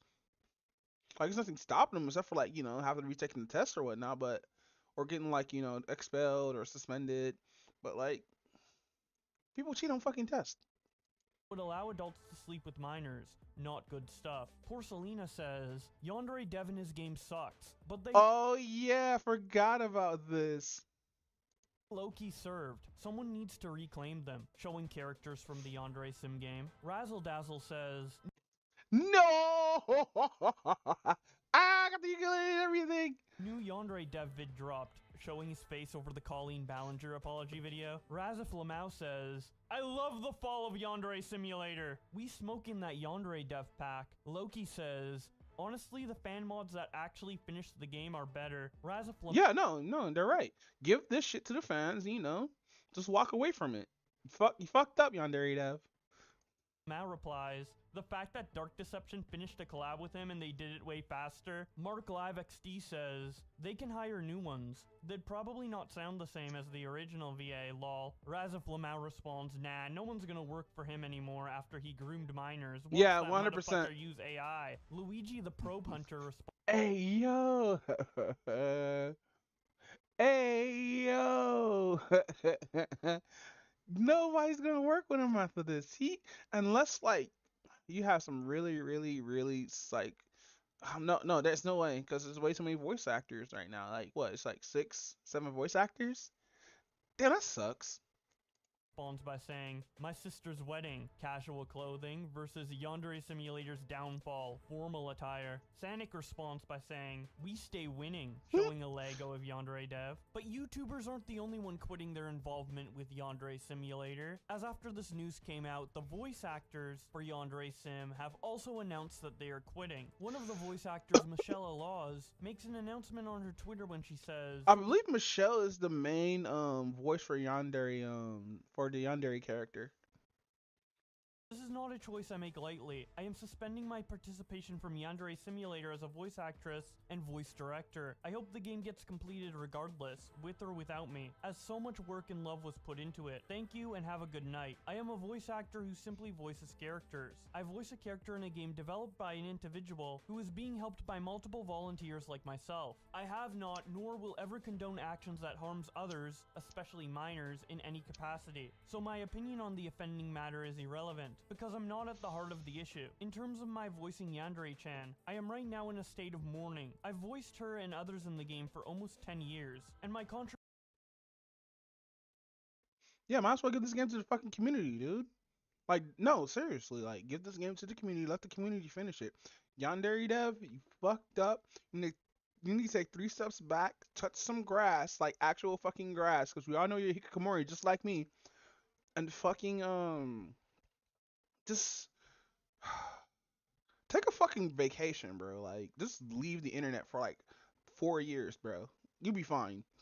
contributions to the project are almost innumerable. I walked in a volunteer, loyal only to the project's development and completion. I did not join to be a defender or arbiter of anyone's actions outside of the project. This is a serious issue, so this Also, choice yeah, is get not help. made lightly in any meaning of the word. I am suspending my participation as a voice actress for Yandere Simulator. I still hope the game gets completed, and have my consent to work to continue being used with an exclusion of AI, which I will never consent to. Another voice actor for the game, Austin Hively, quote tweets Michelle and says, I stand with Michelle and will no longer be participating in Yandere Simulator as Senpai's voice actor. Thank you. Mulberry Damn, let's go. He says, regardless that I was no longer the lead artist slash illustrator and left officially as of November 14th, 2022, I support Michelle's and anyone else's decision to suspend participation on this project. Another voice actor called Caitlin Myers tweets out, I'm not going to be making a big post, as honestly I am completely disgusted. I will not be working on Yandere Simulator anymore going forward. It's been 10-ish years, and I've voiced a multitude of characters. I am grateful for the experiences and love I've had from the community, but having been It's fucked up. A lot of these voice actors are fuck. A lot of these voice actors can't even put Yandere Simulator on their fucking resume now because who it's attached to and everything. So like fucking if this would have been finished and like optimized and all that shit or whatnot, then like fucking maybe it would have been good to put on your resume and shit like that because like there was some really good voice acting inside the game too, like some really good voice acting. But like yeah, it sucks, man. No, this shit sucks. Switch to next video. I want to see about the racist history of fried chicken. Dude, let's get started. The concept of fried chicken goes all the way back to ancient Rome. A Roman cookbook named the Abacus was the first to suggest the recipe of fried chicken. However, it was the Moors who truly developed and refined the art of frying chicken in the Mediterranean. Traditional fried chicken as we know it has its origins in two distinct cultures, Scottish and West African. Really? The Scots know how to fucking make fried chicken. Yeah, yeah, it makes sense since like they usually use animal. They probably use animal fat. Scots were the first to introduce the idea of frying chicken, which was quite different from the usual European cooking methods of baking and broiling. There was evidence that the Scots had been deep frying poultry in fat since the Middle Ages. An interesting piece of evidence from 1773 diary of the writer James Boswell wrote about a dinner he had in the Isle of Skye, which included fried chicken. One of the very first known written recipes of fried I want to actually look up this real quick.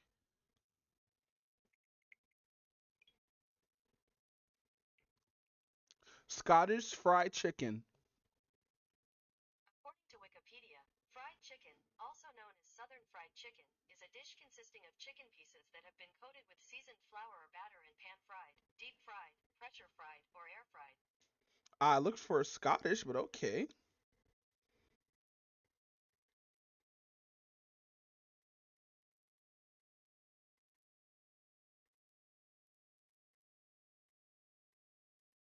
It's probably super different too because they didn't use flour and egg. Well, I don't know. fried chicken comes in a Like I'm saying, because they probably didn't use like powdered flour and stuff like that. But then again, I don't know. I didn't live back in those days, so like you can only guess. British cookbook entitled The Art of Cookery, made plain and easy by Hannah Glass in 1747. The recipe loved by both British and the American colonies. In the recipe calls to cut two pieces of chicken into quarters, lay them in vinegar for 2 to 4 hours with salt, pepper, a bay leaf, and cloves of garlic. Okay. Very thick batter. First with a half a pint of wine and flour, then 2 Oh, they egg did use yolks, flour. Okay. melt a little butter, grated oregano, some chopped parsley, beat very well. Dip your fowls in the batter and fry them up in a good deal of hog lard. While it was Scottish immigrants who first introduced fried chicken to the United States, they were definitely not the ones that popularized it. That was done by Western Africans. During that time period, Western Africans were very familiar with cooking chicken, and they usually used a braising technique. However, once in America, enslaved Africans used their culinary traditions to introduce the concepts of seasoning and spices and imbue the flavor and zest into an otherwise mundane dish. See, at the time, the Scots weren't putting any seasoning in. Oh no, no seasoning. Yikes. Oh wow. Come on. They weren't putting any seasoning? That's terrible. Oh no. That's unfortunate. That's really unfortunate. Damn. In the fried chicken. Upon arrival, enslaved people found themselves in an alien landscape amidst an unfamiliar food and culinary norms. Motherfuckers is like, why does chicken taste so bland? Throw some fucking spices on that bitch. And motherfuckers is like, delicious. This food's so vicious.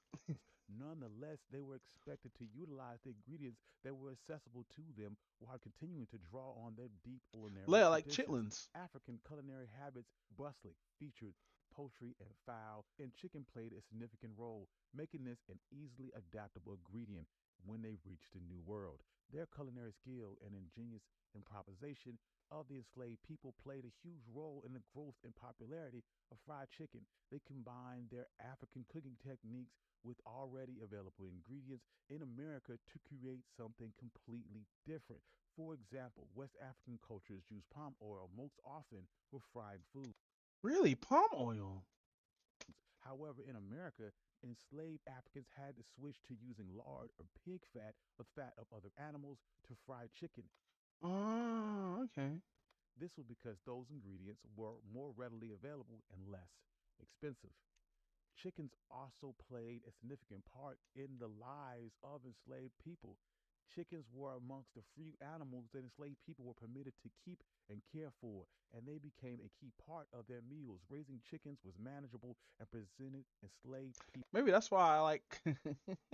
Shut up, shut up. I know this is gonna be a terrible joke, but that's why I like being around chickens because like it's in our heritage, I guess. Because like, fuck, have you pet a chicken? Like, have you ever like held like a chicken in your arms and just sitting there just chilling, not even pecking at you, just chilling? It feels like having a dog in your like lap, you know, People with an or a cat opportunity in your to like express arms. some level of independence. Chickens also had economic importance because sometimes Just enslaved don't let them people shit were because they will allowed to shit on you. trade or sell their surplus eggs and meat for other goods. However, if a chicken fell sick or died, enslaved people were forced to eat it to avoid Ugh. wasting the food. Therefore, they came up with the idea of cleaning and seasoning the meat, then frying it in hot oil. During slavery, fried chicken was a luxury reserved for special occasion. Although the recipe is extremely simple, preparing it took a lot of time, effort. Not everyone had access to the right kitchen tools That's or understandable. even access to available poultry. Still, as more and more people tasted fried chicken, it began to disseminate across the South, and by the end of the Civil War, the connection between African Americans and fried chicken was already firm. Damn, the scouts is like, hey, we got this thing called fried chicken. Black people took one bite and was like, damn, this shit bland, and start throwing spices at it, bro. Established. In the period following the Civil War, mass-produced fried chicken and inexpensive oils became readily available. However, during the same time period, racial laws restricted employment opportunities for African Americans, particularly True. women. So they resorted to selling their homemade fried chicken, often considered Sunday meal, to travelers. This economic strategy helped propagate Southern railways and therefore solidified fried chicken as a Southern staple and a nationwide symbol. Damn, chicken must have been bomb back then. The best example of this took place in Gordonville, Virginia. Despite this small town of only 900 residents, Gordonville, Virginia was an important stop for two major railroad lines. During that time period, trains did not have dining cars, so passengers had to figure out how to feed themselves, and some would pack their own food, while others chose to purchase meals during their trip. Spotting a business opportunity, African American women used to sell their homemade food to passing travelers. They would serve fried chicken and pies and biscuits and That must have been delicious too. Look at these great great great grandmas. deliver them to the hands of passengers on a platform through the train windows. The women were known as waiter carriers. But by the turn of the century, majority of the trains began to equip with dining cars and governmental regulations became more stringent for platform food vendors. And as a result, this innovative business tradition had to come to an end. No, it makes sense. During the Great Migration, many African Americans moved from the South to northern industrial cities. And she really cute too. I don't know if they're adult or not. That's why I'm saying cute. Cause like I think age of marriage is like super young back in the days. And they took their food traditions with them, including their beloved fried chicken that reminded them of their former homes. This is a really Over good. This time, is a really good African picture. Americans started to eat fried chicken as a staple meal after church. They also would serve the best part of the chicken, typically the breast, to the pastors as they visited the home. During this time, chicken would become known by gospel bird or the Sunday cluck. This The would Sunday continue Cluck. up until around World War II, when fried chicken was still only being enjoyed on special occasions. It was still relatively labor-intensive process. But by the 1950s, I want to know, when did chicken start being start being over common now? the popularity of fried chicken exploded due to the rise of fast food chains. Oh Many yeah, fast entrepreneurs food in the fast chains. food industry saw America's passion for fried chicken and decided to capitalize on it. Companies started to brainstorm ways to quickly cook up a massive amount of fried chicken and serve them fresh to their customers. It was during this time period that fried chicken went from being a national American dish to an international dish. However, it was also during this time period, during the Jim Crow era, where racial stereotypes between African Americans were closely tied to fried chicken, asserting black folks as poultry thieves, Damn, this sucks. This is why I hate white flight and Jim Crow era. ravenous eaters of fried chicken. Cause I think if we didn't have white flight, we all be fine, you know. This portrayal cast African Americans as inherently savage and unintelligent, as predatory, lustful beings who exhibited primal, uncontrollable affection for food, particularly fried chicken. In I started watching those Jim Crow films. 1915, the film The Birth of a Nation popularized the trope of African Americans as chicken thieves, painting them as dim-witted and lazy. In one scene, elected black officials were seen swigging from whiskey bottles and putting their bare feet on tables, while another man is seen ravenously gnawing on a chicken bone. Such Wow. imagery permeated deep into the 19th century, and these stereotypes continuously showed in various types of movies and media and TV shows and advertisements. These often showed African Americans Look how the chicken look. That bone is so big. indulging in specific types of foods like fried chicken and watermelon. This was propagated to the point to insinuate that African Americans were less intelligent and highlighted Oh no, the watermelon. Let's go. white society's perceived cultural and racial Probably got big superiority. lips too and This fucked up stereotype ass was fucking often hair. employed with the humor trope to belittle blacks, thus Ah, underscoring called black it. people's subjugated status. In today's world, the stereotype persists, and the media plays a significant role in establishing and perpetuating and amplifying these stereotypes. From racist depictions, minstrel shows, to negative portrayals You know what's funny about the word about this word right here? I'd never heard nobody use that word unless it's like another black person. and modern advertisements, media contributed significantly toward Yo, the chicken special is 50 cents while the dinner is $1? Yo. the racial myth making of fried chicken, even as attempts to counter these negative stereotypes. In contemporary media, old tropes occasionally resurface and underline the persistence and cultural baggage that fried chicken seems to carry. In 2010, a Kentucky Fried Chicken commercial in Australia depicted a white person calming down a rowdy crowd of black people with fried chicken. What? And this is my first time seeing this? I'm so upset. I wish I would have seen this shit when it first came out. While the ad was labeled as racist, it's also seen as an example of exactly how these stereotypes continue to spread. It forced KFC to apologize publicly and pull the Nah, KFC should have left that shit there. ad. However, despite these stereotypes propagating in the media, many African American chefs and food writers have made efforts to attempt to reclaim the narrative and highlight the historical and cultural significance of Which is fine, you know. fried chicken. They continue to elevate Southern traditional meals, including fried chicken, to the realm of gourmet cuisine. And the success of black owned businesses shows that African American entrepreneurs can succeed despite these stereotypes.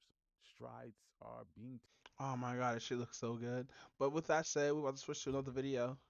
Magician walks through a brick wall. I think I've seen that one already. Ooh, let's watch some fucking news about false ID. Or we could just like, watch some Jimmy. Then again, I listened to this last night. It's just him freestyling right now, and I don't want to like get a copyright claim, which I'm gonna get a copyright claim anyway. But like, yeah. So we're gonna go back to this or whatnot. But I'm gonna go be right back real quick.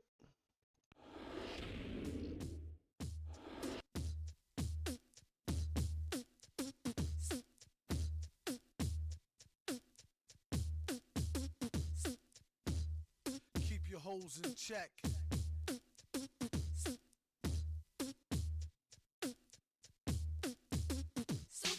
I got this girl and she wants me to duke her. I told her I'll come scoop her around 8. She said, that sounds great. Shorty girl's a trooper. No matter what I need her to do, she be like, on his own throne, the boss like King Cooper. On the microphone, he flossed the ring. Average MCs is like a TV blooper. MF Doom, he's like DB Cooper. Out with the moolah. I let her get her outfit just to cool her off. She said niggas ain't about shit.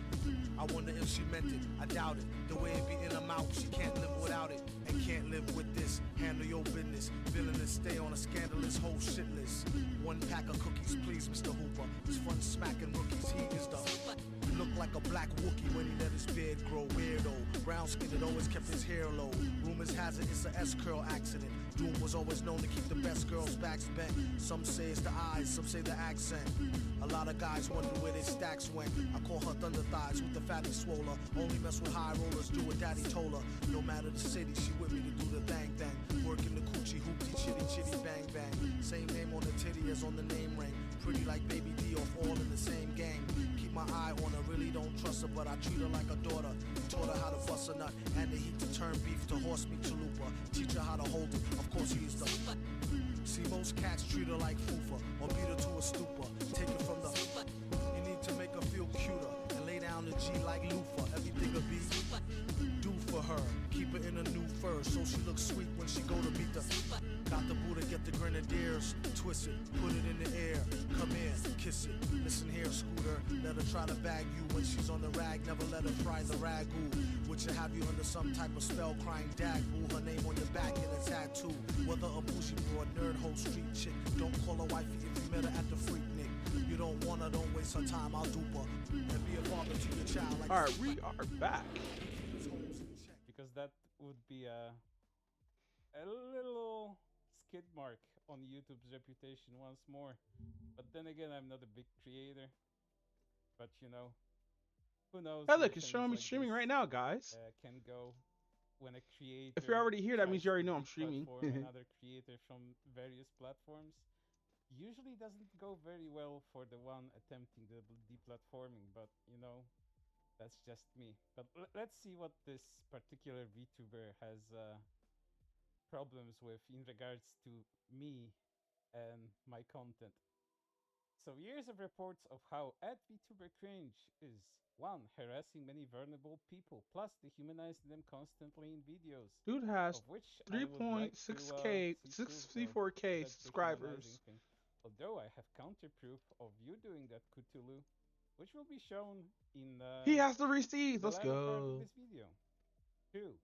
Broadcasting names over YouTube/X, which gets the people death threats, slurs, harassment, etc. And at YouTube creators, at X have done nothing.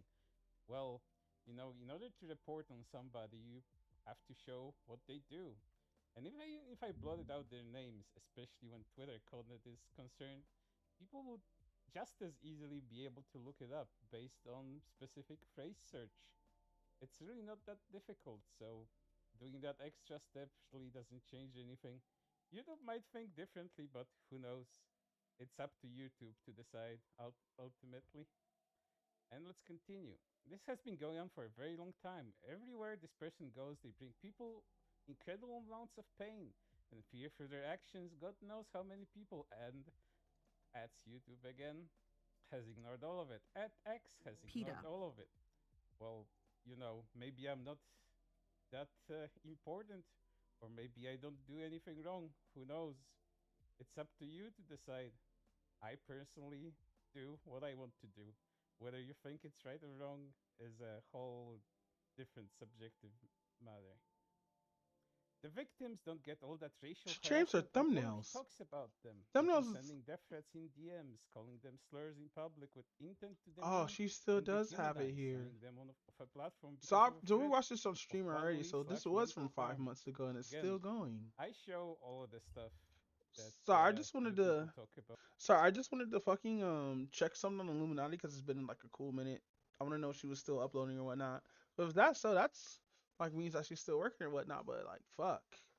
But yeah, let's rewind the video back a little bit. Important. Or maybe I don't do anything wrong. Who knows? It's up to you to decide. I personally do what I want to do. Are Whether they you a think it's right or PNG wrong VTuber or is a whatnot? whole different subjective matter.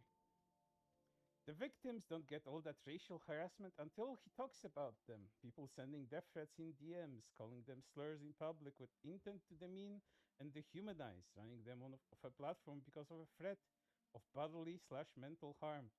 Again, I show all of the stuff that you people talk about, and by you people, I mean you VTubers and other harassers, other abusers that I constantly cover. If the things are happening, why don't you show them? I'd gladly feature them on my channel and my Twitter. I mean, it's VTubers getting abused in all kinds of ways. That's actually a Again, show it good post. if it exists. That is. Oh, this is new. I don't care what you disagree with how veiled the language is of that, and continues.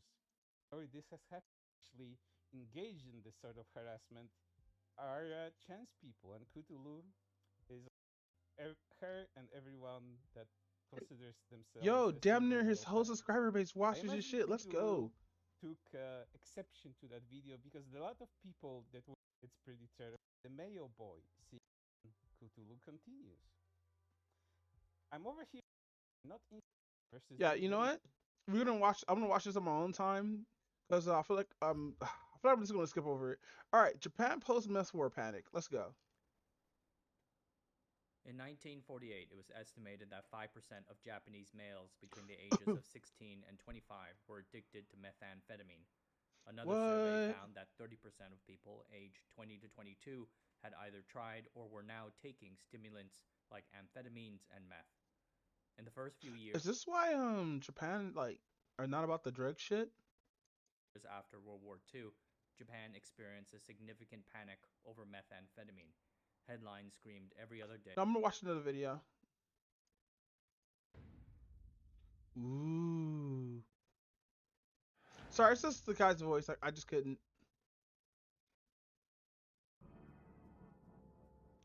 Now, All right, I'm gonna guess this one. It's gonna be a slit that he's gonna able to walk through. our magician Because it's will really a defy the laws of screen. physics and walk through this solid brick wall.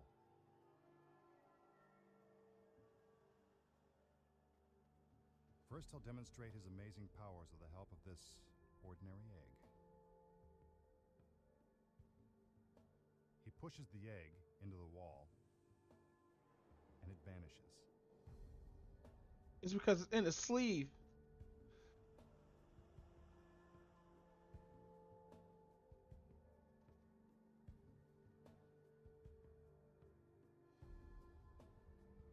Now, on the other side, he magically pulls the egg through the solid wall. Now the egg would have broke.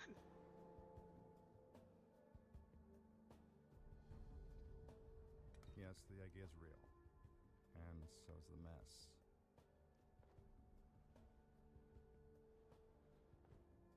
Yeah, just throw it on her arm, Now bro. it's the That's so magician's turn rude. to pass through the wall. Of Special course. screens are brought out. Watch as his shadow moves toward the wall, then disappears into it.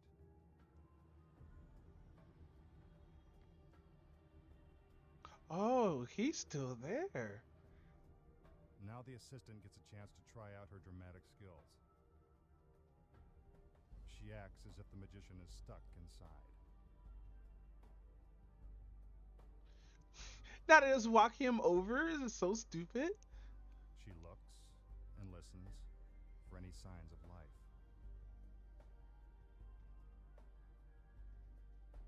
It's so Screens are dramatically brought around dumb. to the other side of the wall, and the process is reversed. Now it seems as if the magician is emerging from the center of the wall.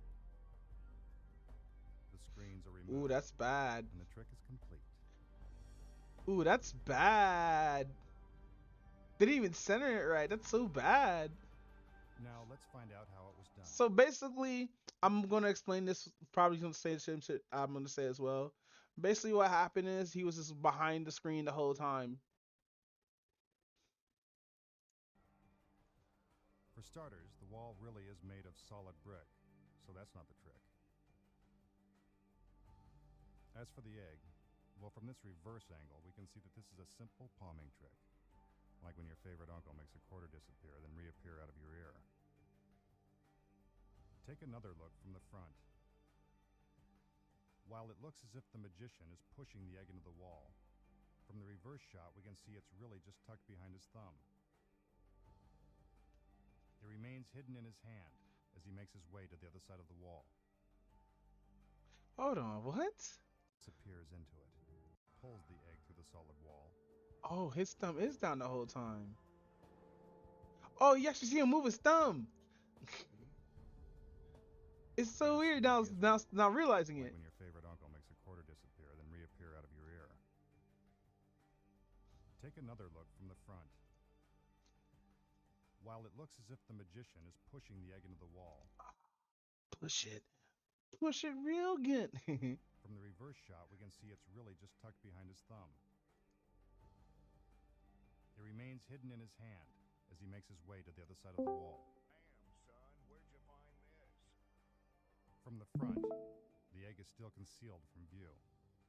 But with the reverse angle, we can see how he makes it appear as if the egg is coming straight out of the wall. He cracks it open to prove that he wasn't using a collapsible egg. God damn, she thick. God damn, hold on, we gotta watch that again. He cracks it open to prove that he wasn't using a collapsible egg.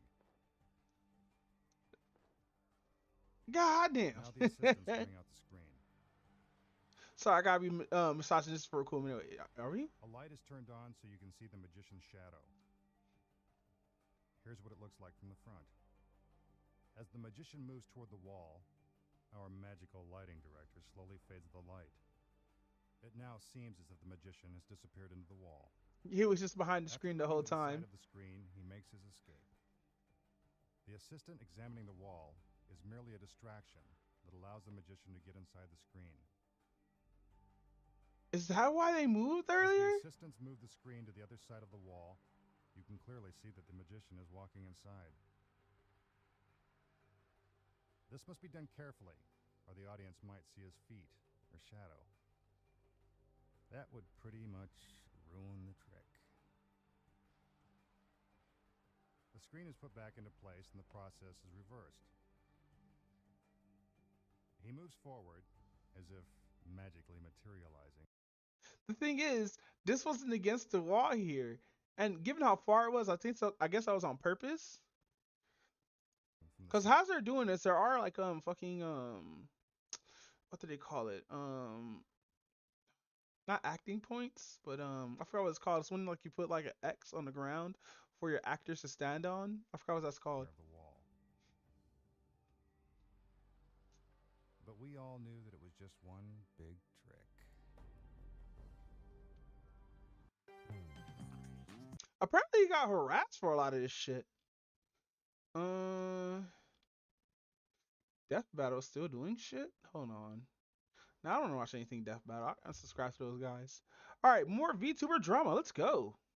But even before debut, we had clues and even leaks. Leaks that we'll be talking about in just a moment, as now we turn to today's sponsor. As reported before, legal representation for VTubers has proven to be extremely important. But who is representing you? As here now, we have the 21st century law firm Morgan & Morgan. Injured and don't know where... What the fuck is this ad read? You know what? Let's get out of here. America's largest injury firm fighting for you. So yes, Morgan now and Morgan. VShojo's Kuro is debuted, but we had a few clues beforehand, including impromptu interactions with other VTubers, such as Hollow Tempest's Gavis Bettel reaching out and saying, "What the F did you just say to me?" Also, before the debut, we had other indications. Kuro saying on their Twitch About page, "I try to stream pretty much every day at 9 a.m. UTC. A very telling time and a very telling time." Okay, so male VTuber joins VSoho. Okay. Time zone. Others associated with Kuro also include their former moderation team. Members of that team each individually retweeting new posts about Kuro's upcoming debut. But then Oh, so they're actually allowing male VTubers. And we had actual leaks like this, once again proving that block game is bad, not cool. Yeah, that's hilarious.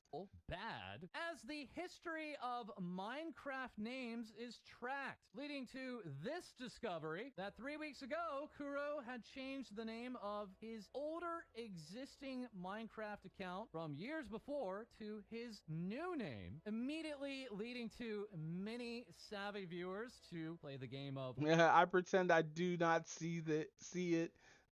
I pretend I do not see it, only for this design to be further leaked on yet another marketplace. That is overly drawn. I look like a gacha character. Jesus Christ. This time, the VShojo Shopify store. That link up and ready to be seen for days on end. Kuro before... Yeah, why is his leg so long?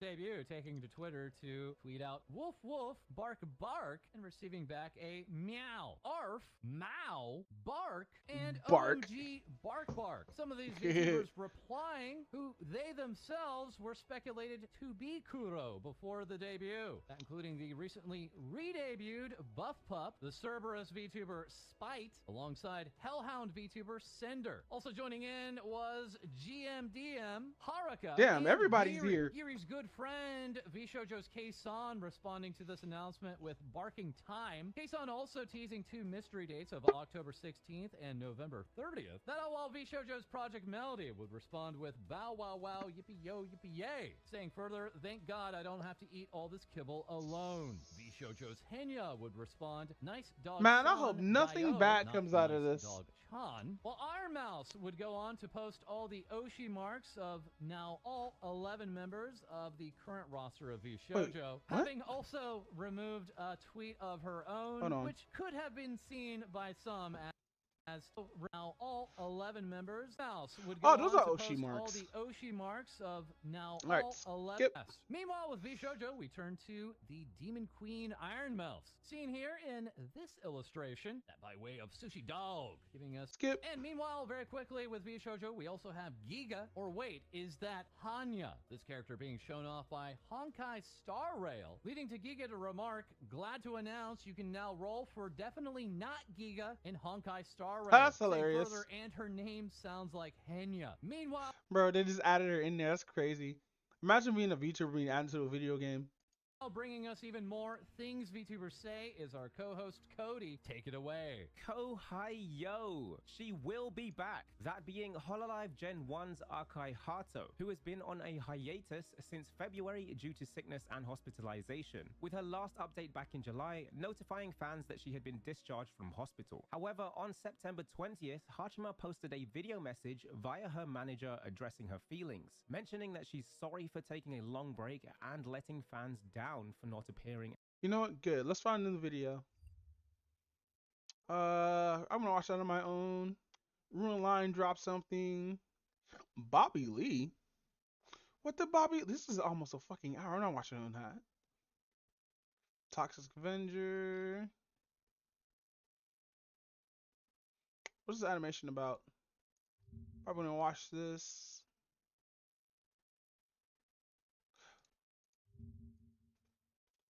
Zed, the legendary assassin that used to be the one-shot king. Never the strongest meta pick, but still incredibly dangerous in the right hands at the right time. Now though, he's currently being banned in 1 in every 3 games of League of Legends. Some people feel he is an absolute monster. Here's why.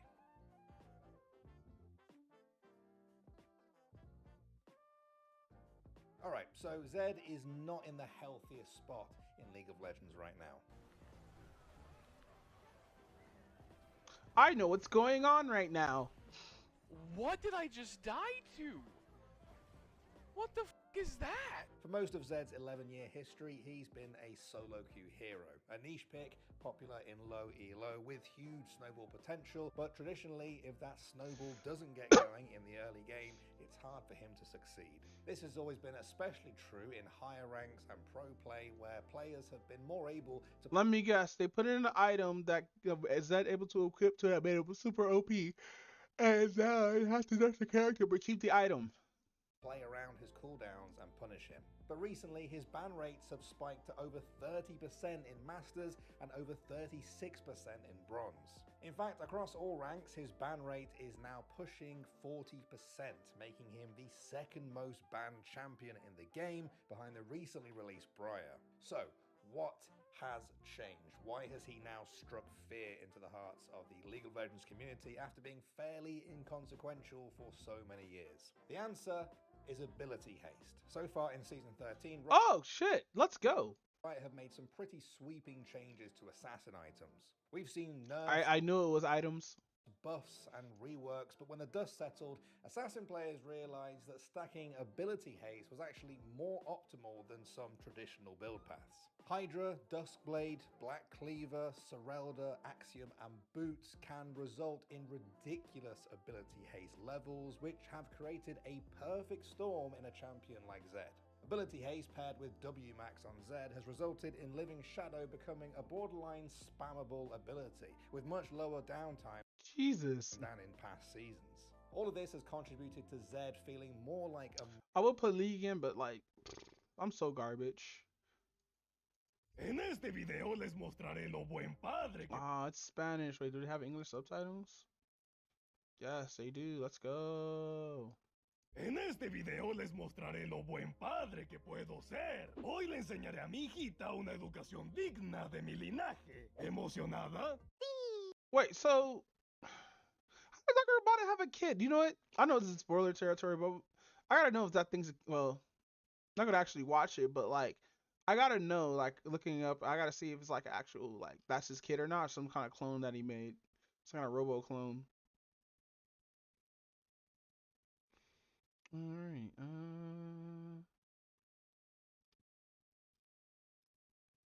To be honest, I'm just looking for animations right now. Hey, did we hit our 2 hour mark? Hold on.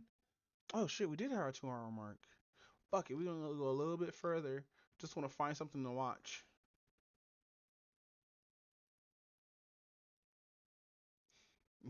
Nah, we're not gonna watch that. Why ugly bastard? You know what? I'm curious now. Hey guys, it's your This is a 30-minute video. It's your...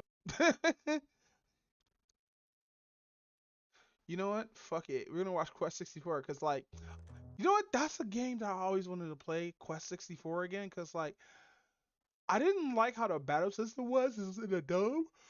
Well, it feels like one of the first of many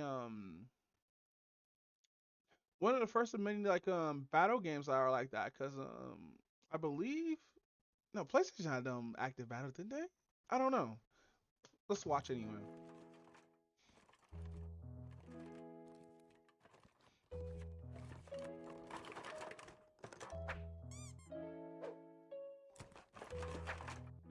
Wow, I finally found it!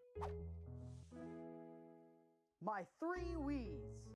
My 3 Wiis, haha! Wait, that game was made by THQ? What? Wow, this dude literally turned on his blow dryer. Good JonTron jokes, though. A little forward, but okay. Yes, quite. Now pick up the controller. Yes, that's grand. Now oh God! One of your 2010 YouTubers. Really? Did it really start like that? There's no way.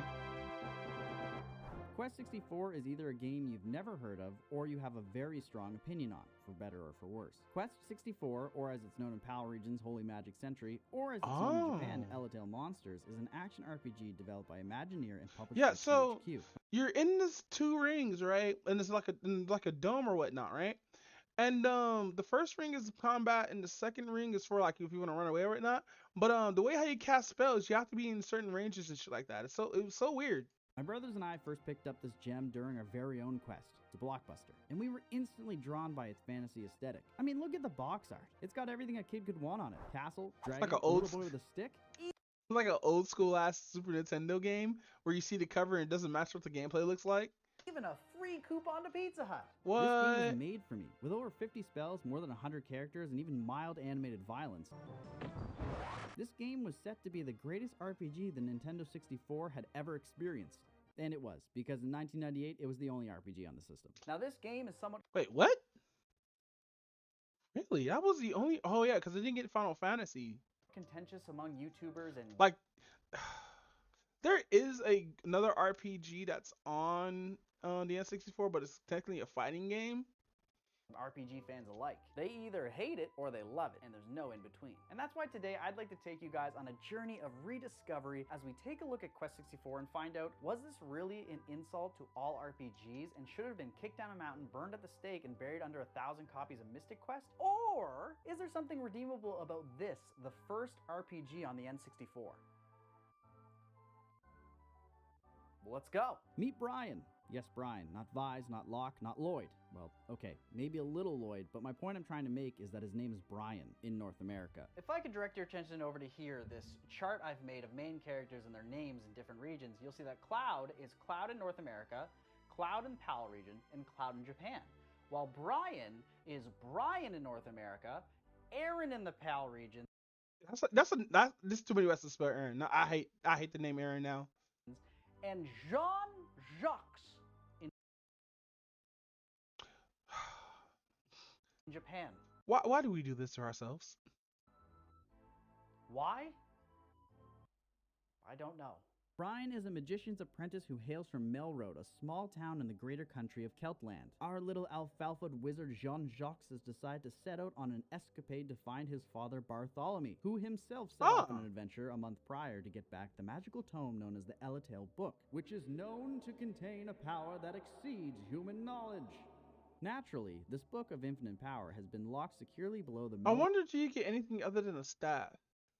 Road Monastery in a dank crypt for many decades until recently it was stolen. So with the staff of power in our hand, we set off on a voyage to find our father and save the land from chaos as a kid. Something that I really appreciate about this game is that much like the name insinuates, it does feel like a quest. Brian goes from town to town, solving people's issues, absorbing power, going into forests and dungeons, all in the name to find his papa.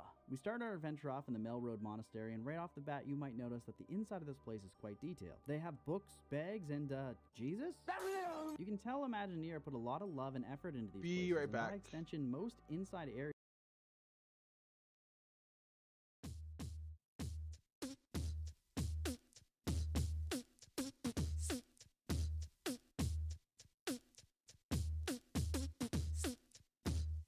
Keep your hoes in check.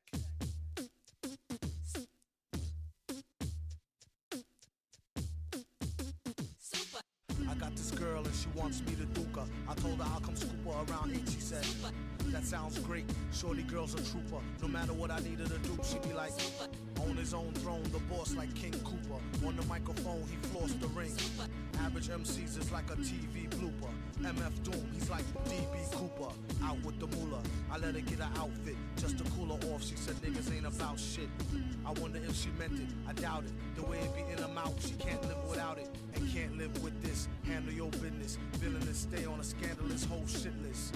One pack of cookies, please, Mr. Hooper. His front smacking rookies, he is the look like a black Wookie when he let his beard grow. Weirdo, brown skinned, always kept his hair low. Rumors has it it's a S-curl accident. Doom was always known to keep the best girls' backs bent. Some say it's the eyes, some say the accent. A lot of guys wonder where their stacks went. I call her thunder thighs with the fatty swoller. Only mess with high rollers, do what daddy told her. No matter the city, she with me to do the thang thang. Working the coochie hoopty chitty chitty bang bang. Same name on the titty as on the name ring. Pretty like Baby D off all in the same gang. Keep my eye on her, really don't trust her, but I treat her like a daughter. Taught her how to bust a nut and the heat to turn beef to horse meat chalupa. Teach her how to hold it, of course he is the see most cats treat her like fufa or beat her to a stupor. Take it from the you need to make her feel cuter and lay down the G like loofah. Everything will be do for her. Keep her in a new fur so she looks sweet when she go to beat the got the Buddha, get the grenadiers, twist it, put it in the air, come in, kiss it, listen here, Scooter, let her try to bag you when she's on the rag, never let her fry the ragu, which will have you under some type of spell, crying dag, boo, her name on your back in a tattoo, whether a bougie broad, nerd, hoe, street chick, don't call her wifey if you met her at the freak nick, you don't want her, don't waste her time, I'll dupe her, and be a father to your child like the Hold on, I was still playing the video while I was in right back. So I gotta go back. First of many areas. How many times do you go into into a game and you walk up to an NPC and it's just Fearful Man or Village Chief. Couldn't be Quest 64. Like, who the heck is Tim? I don't know, but I like Tim. Even the inns, which effectively act as a save station, have an upstairs where you can go talk to Ho Ho Hubba Grubba. Oh, whoa. Nice. Those Among pixels. The NPCs, Shannon is the most helpful. She acts as Brian's guide who always seems to know where to go next. As you explore Melrose, She's you'll a notice final among boss. the club-armed men and the children that look into your soul. I bet she's the final boss. There are these little bubbles placed in random spots. Now, what are these curious little objects? Well, I'm so glad you asked because I don't remember any of this. I just remember stepping outside and going to instant battle. these bad boys are elemental spirits. Brian can gather these spirits to power up one of his 4 elemental magics. You got earth, water, fire, and wind, all of which give you access to unique spells that you can cast during combat through your spell menu. You can naturally raise your elemental magic through battle, which we'll get to later, but the spirits you find across the world act as a catalyst to make your spells more powerful, so finding them is imperative to your journey and gives the player a reason to explore all that Keltman has to offer. So Now, I it's ain't gonna like tell you where to put your points, but there is a correct answer. Once Melroad is no longer of use to us and we've drained it of all of its elemental power, we step out for the first time into the big, wide, open world.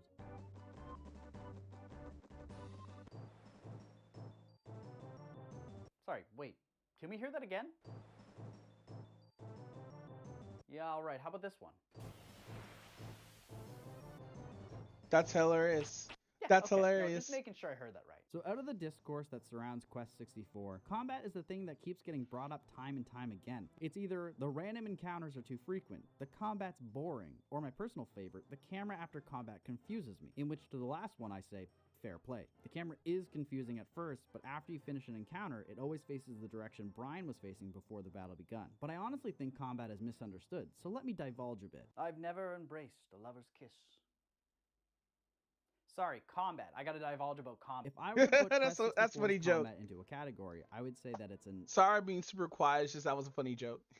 octagonal-based combat system, TM. As you traverse the many Trademark. areas of the world, you will encounter monsters. When a random encounter... Yeah, I always like the monster designs in this game or whatnot. It was just like, I was so young, I didn't understand how like RPGs worked back then. Like I was already used to playing shit like Final Fantasy 9, shit like Tales of Fantasia, what else? I can't really think of like more names, but those are the only 2 I could think of right now. But even though I played Tales of Fantasia, I still don't remember how to beat that game. You know, that's what I'm gonna do for Halloween. I'm gonna play Tales of Fantasia. See how far I can get.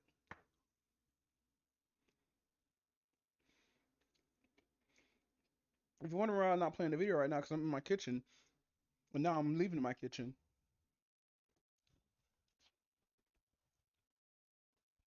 Sorry, I got the munchies. But no, now I'm back. encounter happens, you are not sucked into a void like in Final Fantasy, but rather you are simply in combat, much like the combat system in Chrono Trigger. An octagonal arena of sorts will appear, and from there, several smaller octagonal arenas will envelop Brian and his foes. Now, you always have the option to leave the greater octagon, which will let Brian flee the battle, but that makes you a coward, and this is the face of a killer. As far as initiative goes, Damn, whoever word? has the highest agility stat goes first, and battle commences. Both Brian and the monsters may take their turn by moving within their circle to get closer to their target, or they could just stand there and cast a spell. If the target is close enough, a melee attack can be made, but most of the time, Brian and the enemies will be slinging spells at one another. Now, Brian does have a dodge chance that is directly tied to his agility, but depending on the spell, you could just move during the animation and manually dodge out of the way. The manual dodge mechanic in Quest 64 really creates a freedom in combat that releases the player from the typical back and forth you see in RPGs. I personally think it's super unique. Is it fully fleshed out? No. Sometimes it doesn't work because these jellies over here have 500 homing dart attacks that just turn Brian into a pincushion. And yeah, it's as bad as it looks. But positioning is key. If you're too close, This your dude actually spell put might pins miss. If into you're him. too far away, I like your this spell is might miss. content. I'm looking at you, Rolling Rock. What is his name? And Trisky? sometimes you need to turn around so your avalanche spell can Tricky? actually hit things because the boulders tend to randomly fall behind me rather than Yeah, I'm anyways gonna else. subscribe. This was actually Yeah, pretty I funny. didn't That was say a it good was joke. I, for one, love the combat system, albeit a flawed one. Imagineer tried to give players agency, and I most certainly do not think it's boring. If you stand there while hitting enemies with a stick and just trading blows, yeah, I can 100% see why people think it's boring. But if you're running around, trying to dodge, testing out different spells, it can be actually pretty engaging. And you know I gotta talk about the spells in this game. You got the 4 elements, earth, water, wind, fire, and each time you level up one of said elements, it gets stronger, and at certain levels you have access to new spells, and let me tell you, some of these animations go hard. And you can tell that Imagineer really wants to make something special with the spell system. My only complaint is that I really... You know what? That looks like a Ponyta low-key.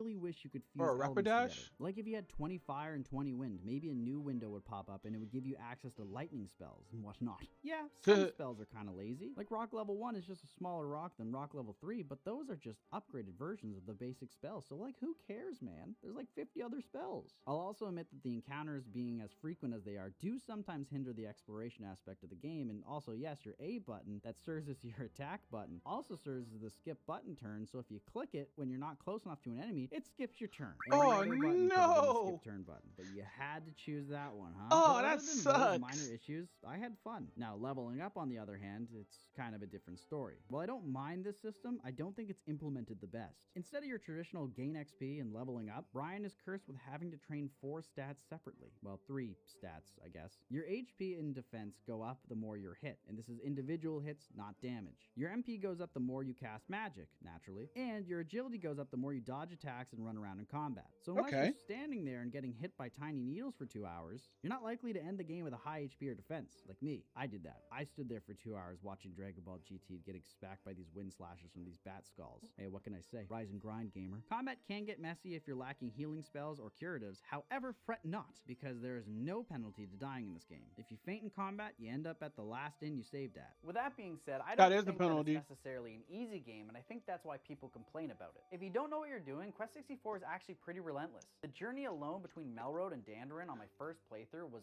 genuinely hard. I had to grind outside the gates of Melroad just to get my defense high enough so I could cross the holy fields to Dandarin. And honestly, kind of regrettably, I like this kind of gameplay. Quest 64 does not hold your hand. Yeah, it's not like Ragnarok almost did the same thing. If you come in I mean, Ragnarok's online. with the knowledge on how the game works, it can genuinely create a great RPG experience. As you traverse the holy fields, fight your way through Werehairs, Hellhounds, Mr. Shine, and Mr. Bright from Kirby, Brian makes his way to Dandarin, a small city run by none other than Hercule Satan himself. Go get him, Brian, was my best Hercule Satan voice. Mr. Satan informs you that a thief has stolen the town's earth orb, and now blocks the path to the lock. The king's men have all been but vanquished by this rogue, and now Brian has to deal with it. Oh, it's just kind of funny that every single problem that seems to pop up in Quest 64 falls on the shoulders of a literal child. Abandoned in Yeah, a literal fucking child. Like every other RPG game. the woods? Send the kid. The entire fate of the world? A child. Hello, ladies and gentlemen. Welcome back to the 64th Grand RuneScape. Council of High Priests. Yes, today we are gathered around for yet another cataclysmic event about to happen. Now, typically, we send our warriors, we send our mages in there, but I'm thinking this time, why don't we send a little boy? Quest 64 really does a good job of immersing the player into its world. Why does he say it like that? That's so stupid. Sure, most people only say one thing, but that's better than some games, and it actually shows an attempt to world building. And while we're still in town, let's go grab some supplies at the shop.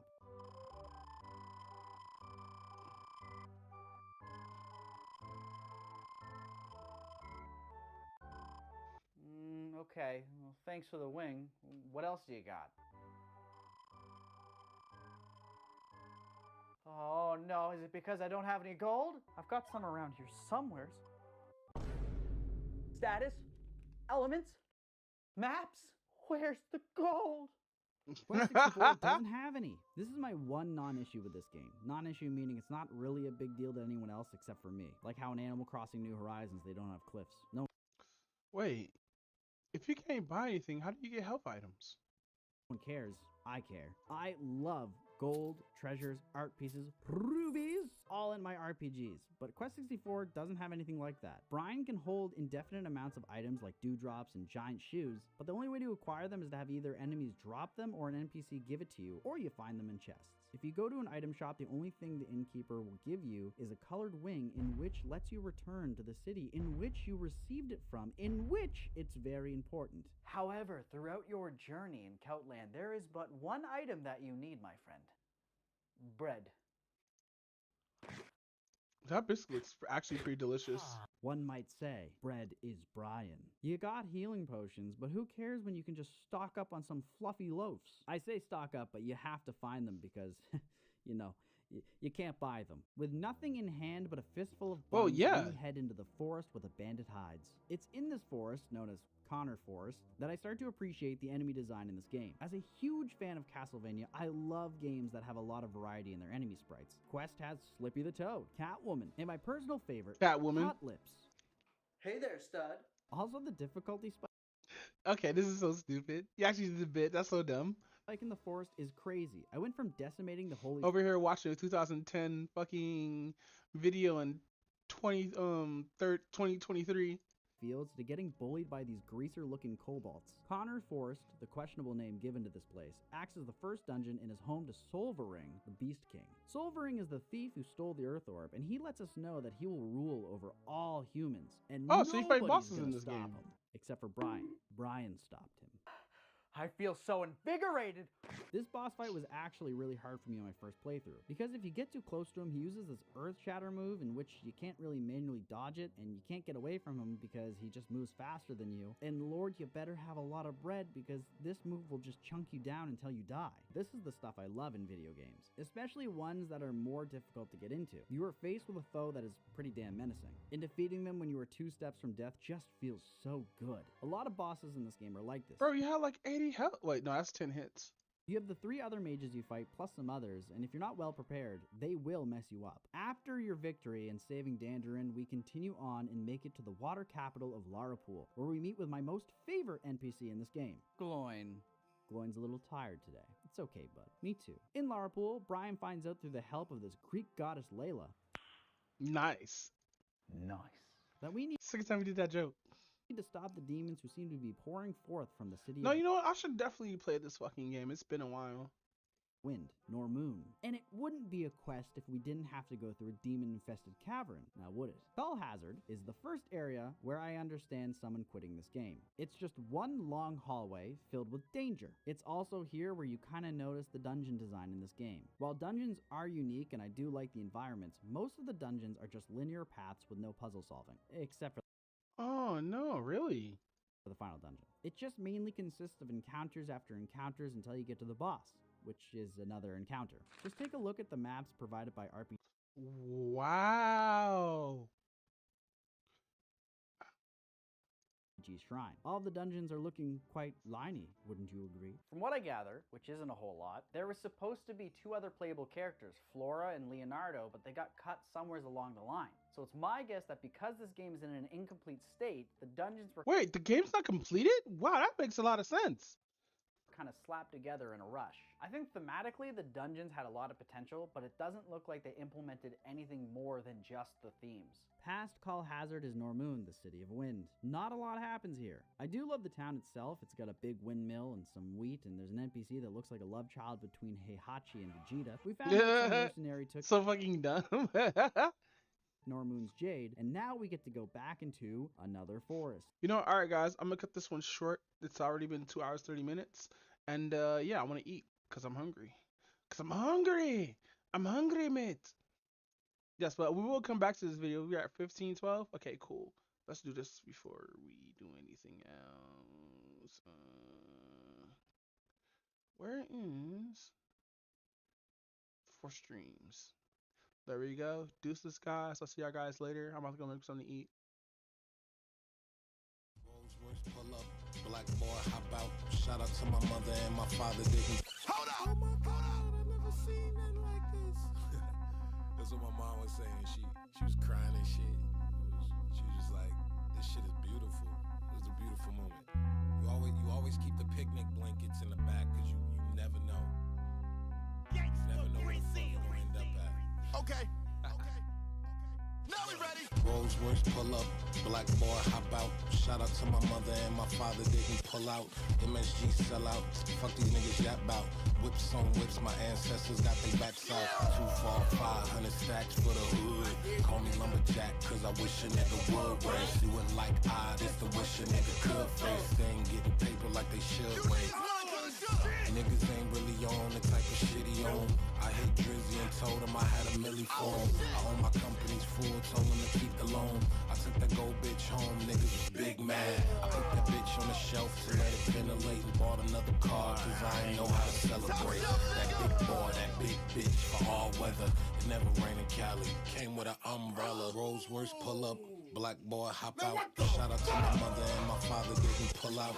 MSG sell out, fuck these niggas yap out. Good credit score, this card really can't max out. 2, 4, 500 stacks for the hood. Call me lumberjack, cause I wish a nigga would. Little the face, man, I wish a nigga. It's different. It's really different. Hey yo, I might slut in Utah, LA's too warm. My nigga tall, look like a bitch, I call him Mulan. Salad colored emerald on finger, the size of croutons. Niggas cannot fuck with performance and magic new one. That's my nuance, used to be the widow. Used to laugh at me, listen to me with their ears closed. Used to treat me like that boy Malcolm in the middle.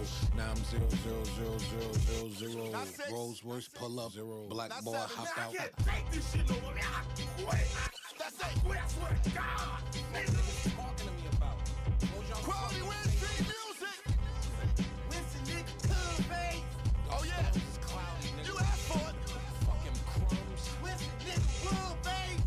Fuck you mean, nigga? Rolls-Royce pull up, black boy hop out. Shout out to my mother and my father didn't. Hold up. Oh my God, I never seen nothing like this. That's what my mom was saying. She was crying and shit. She was just like, this shit is beautiful. It was a beautiful moment.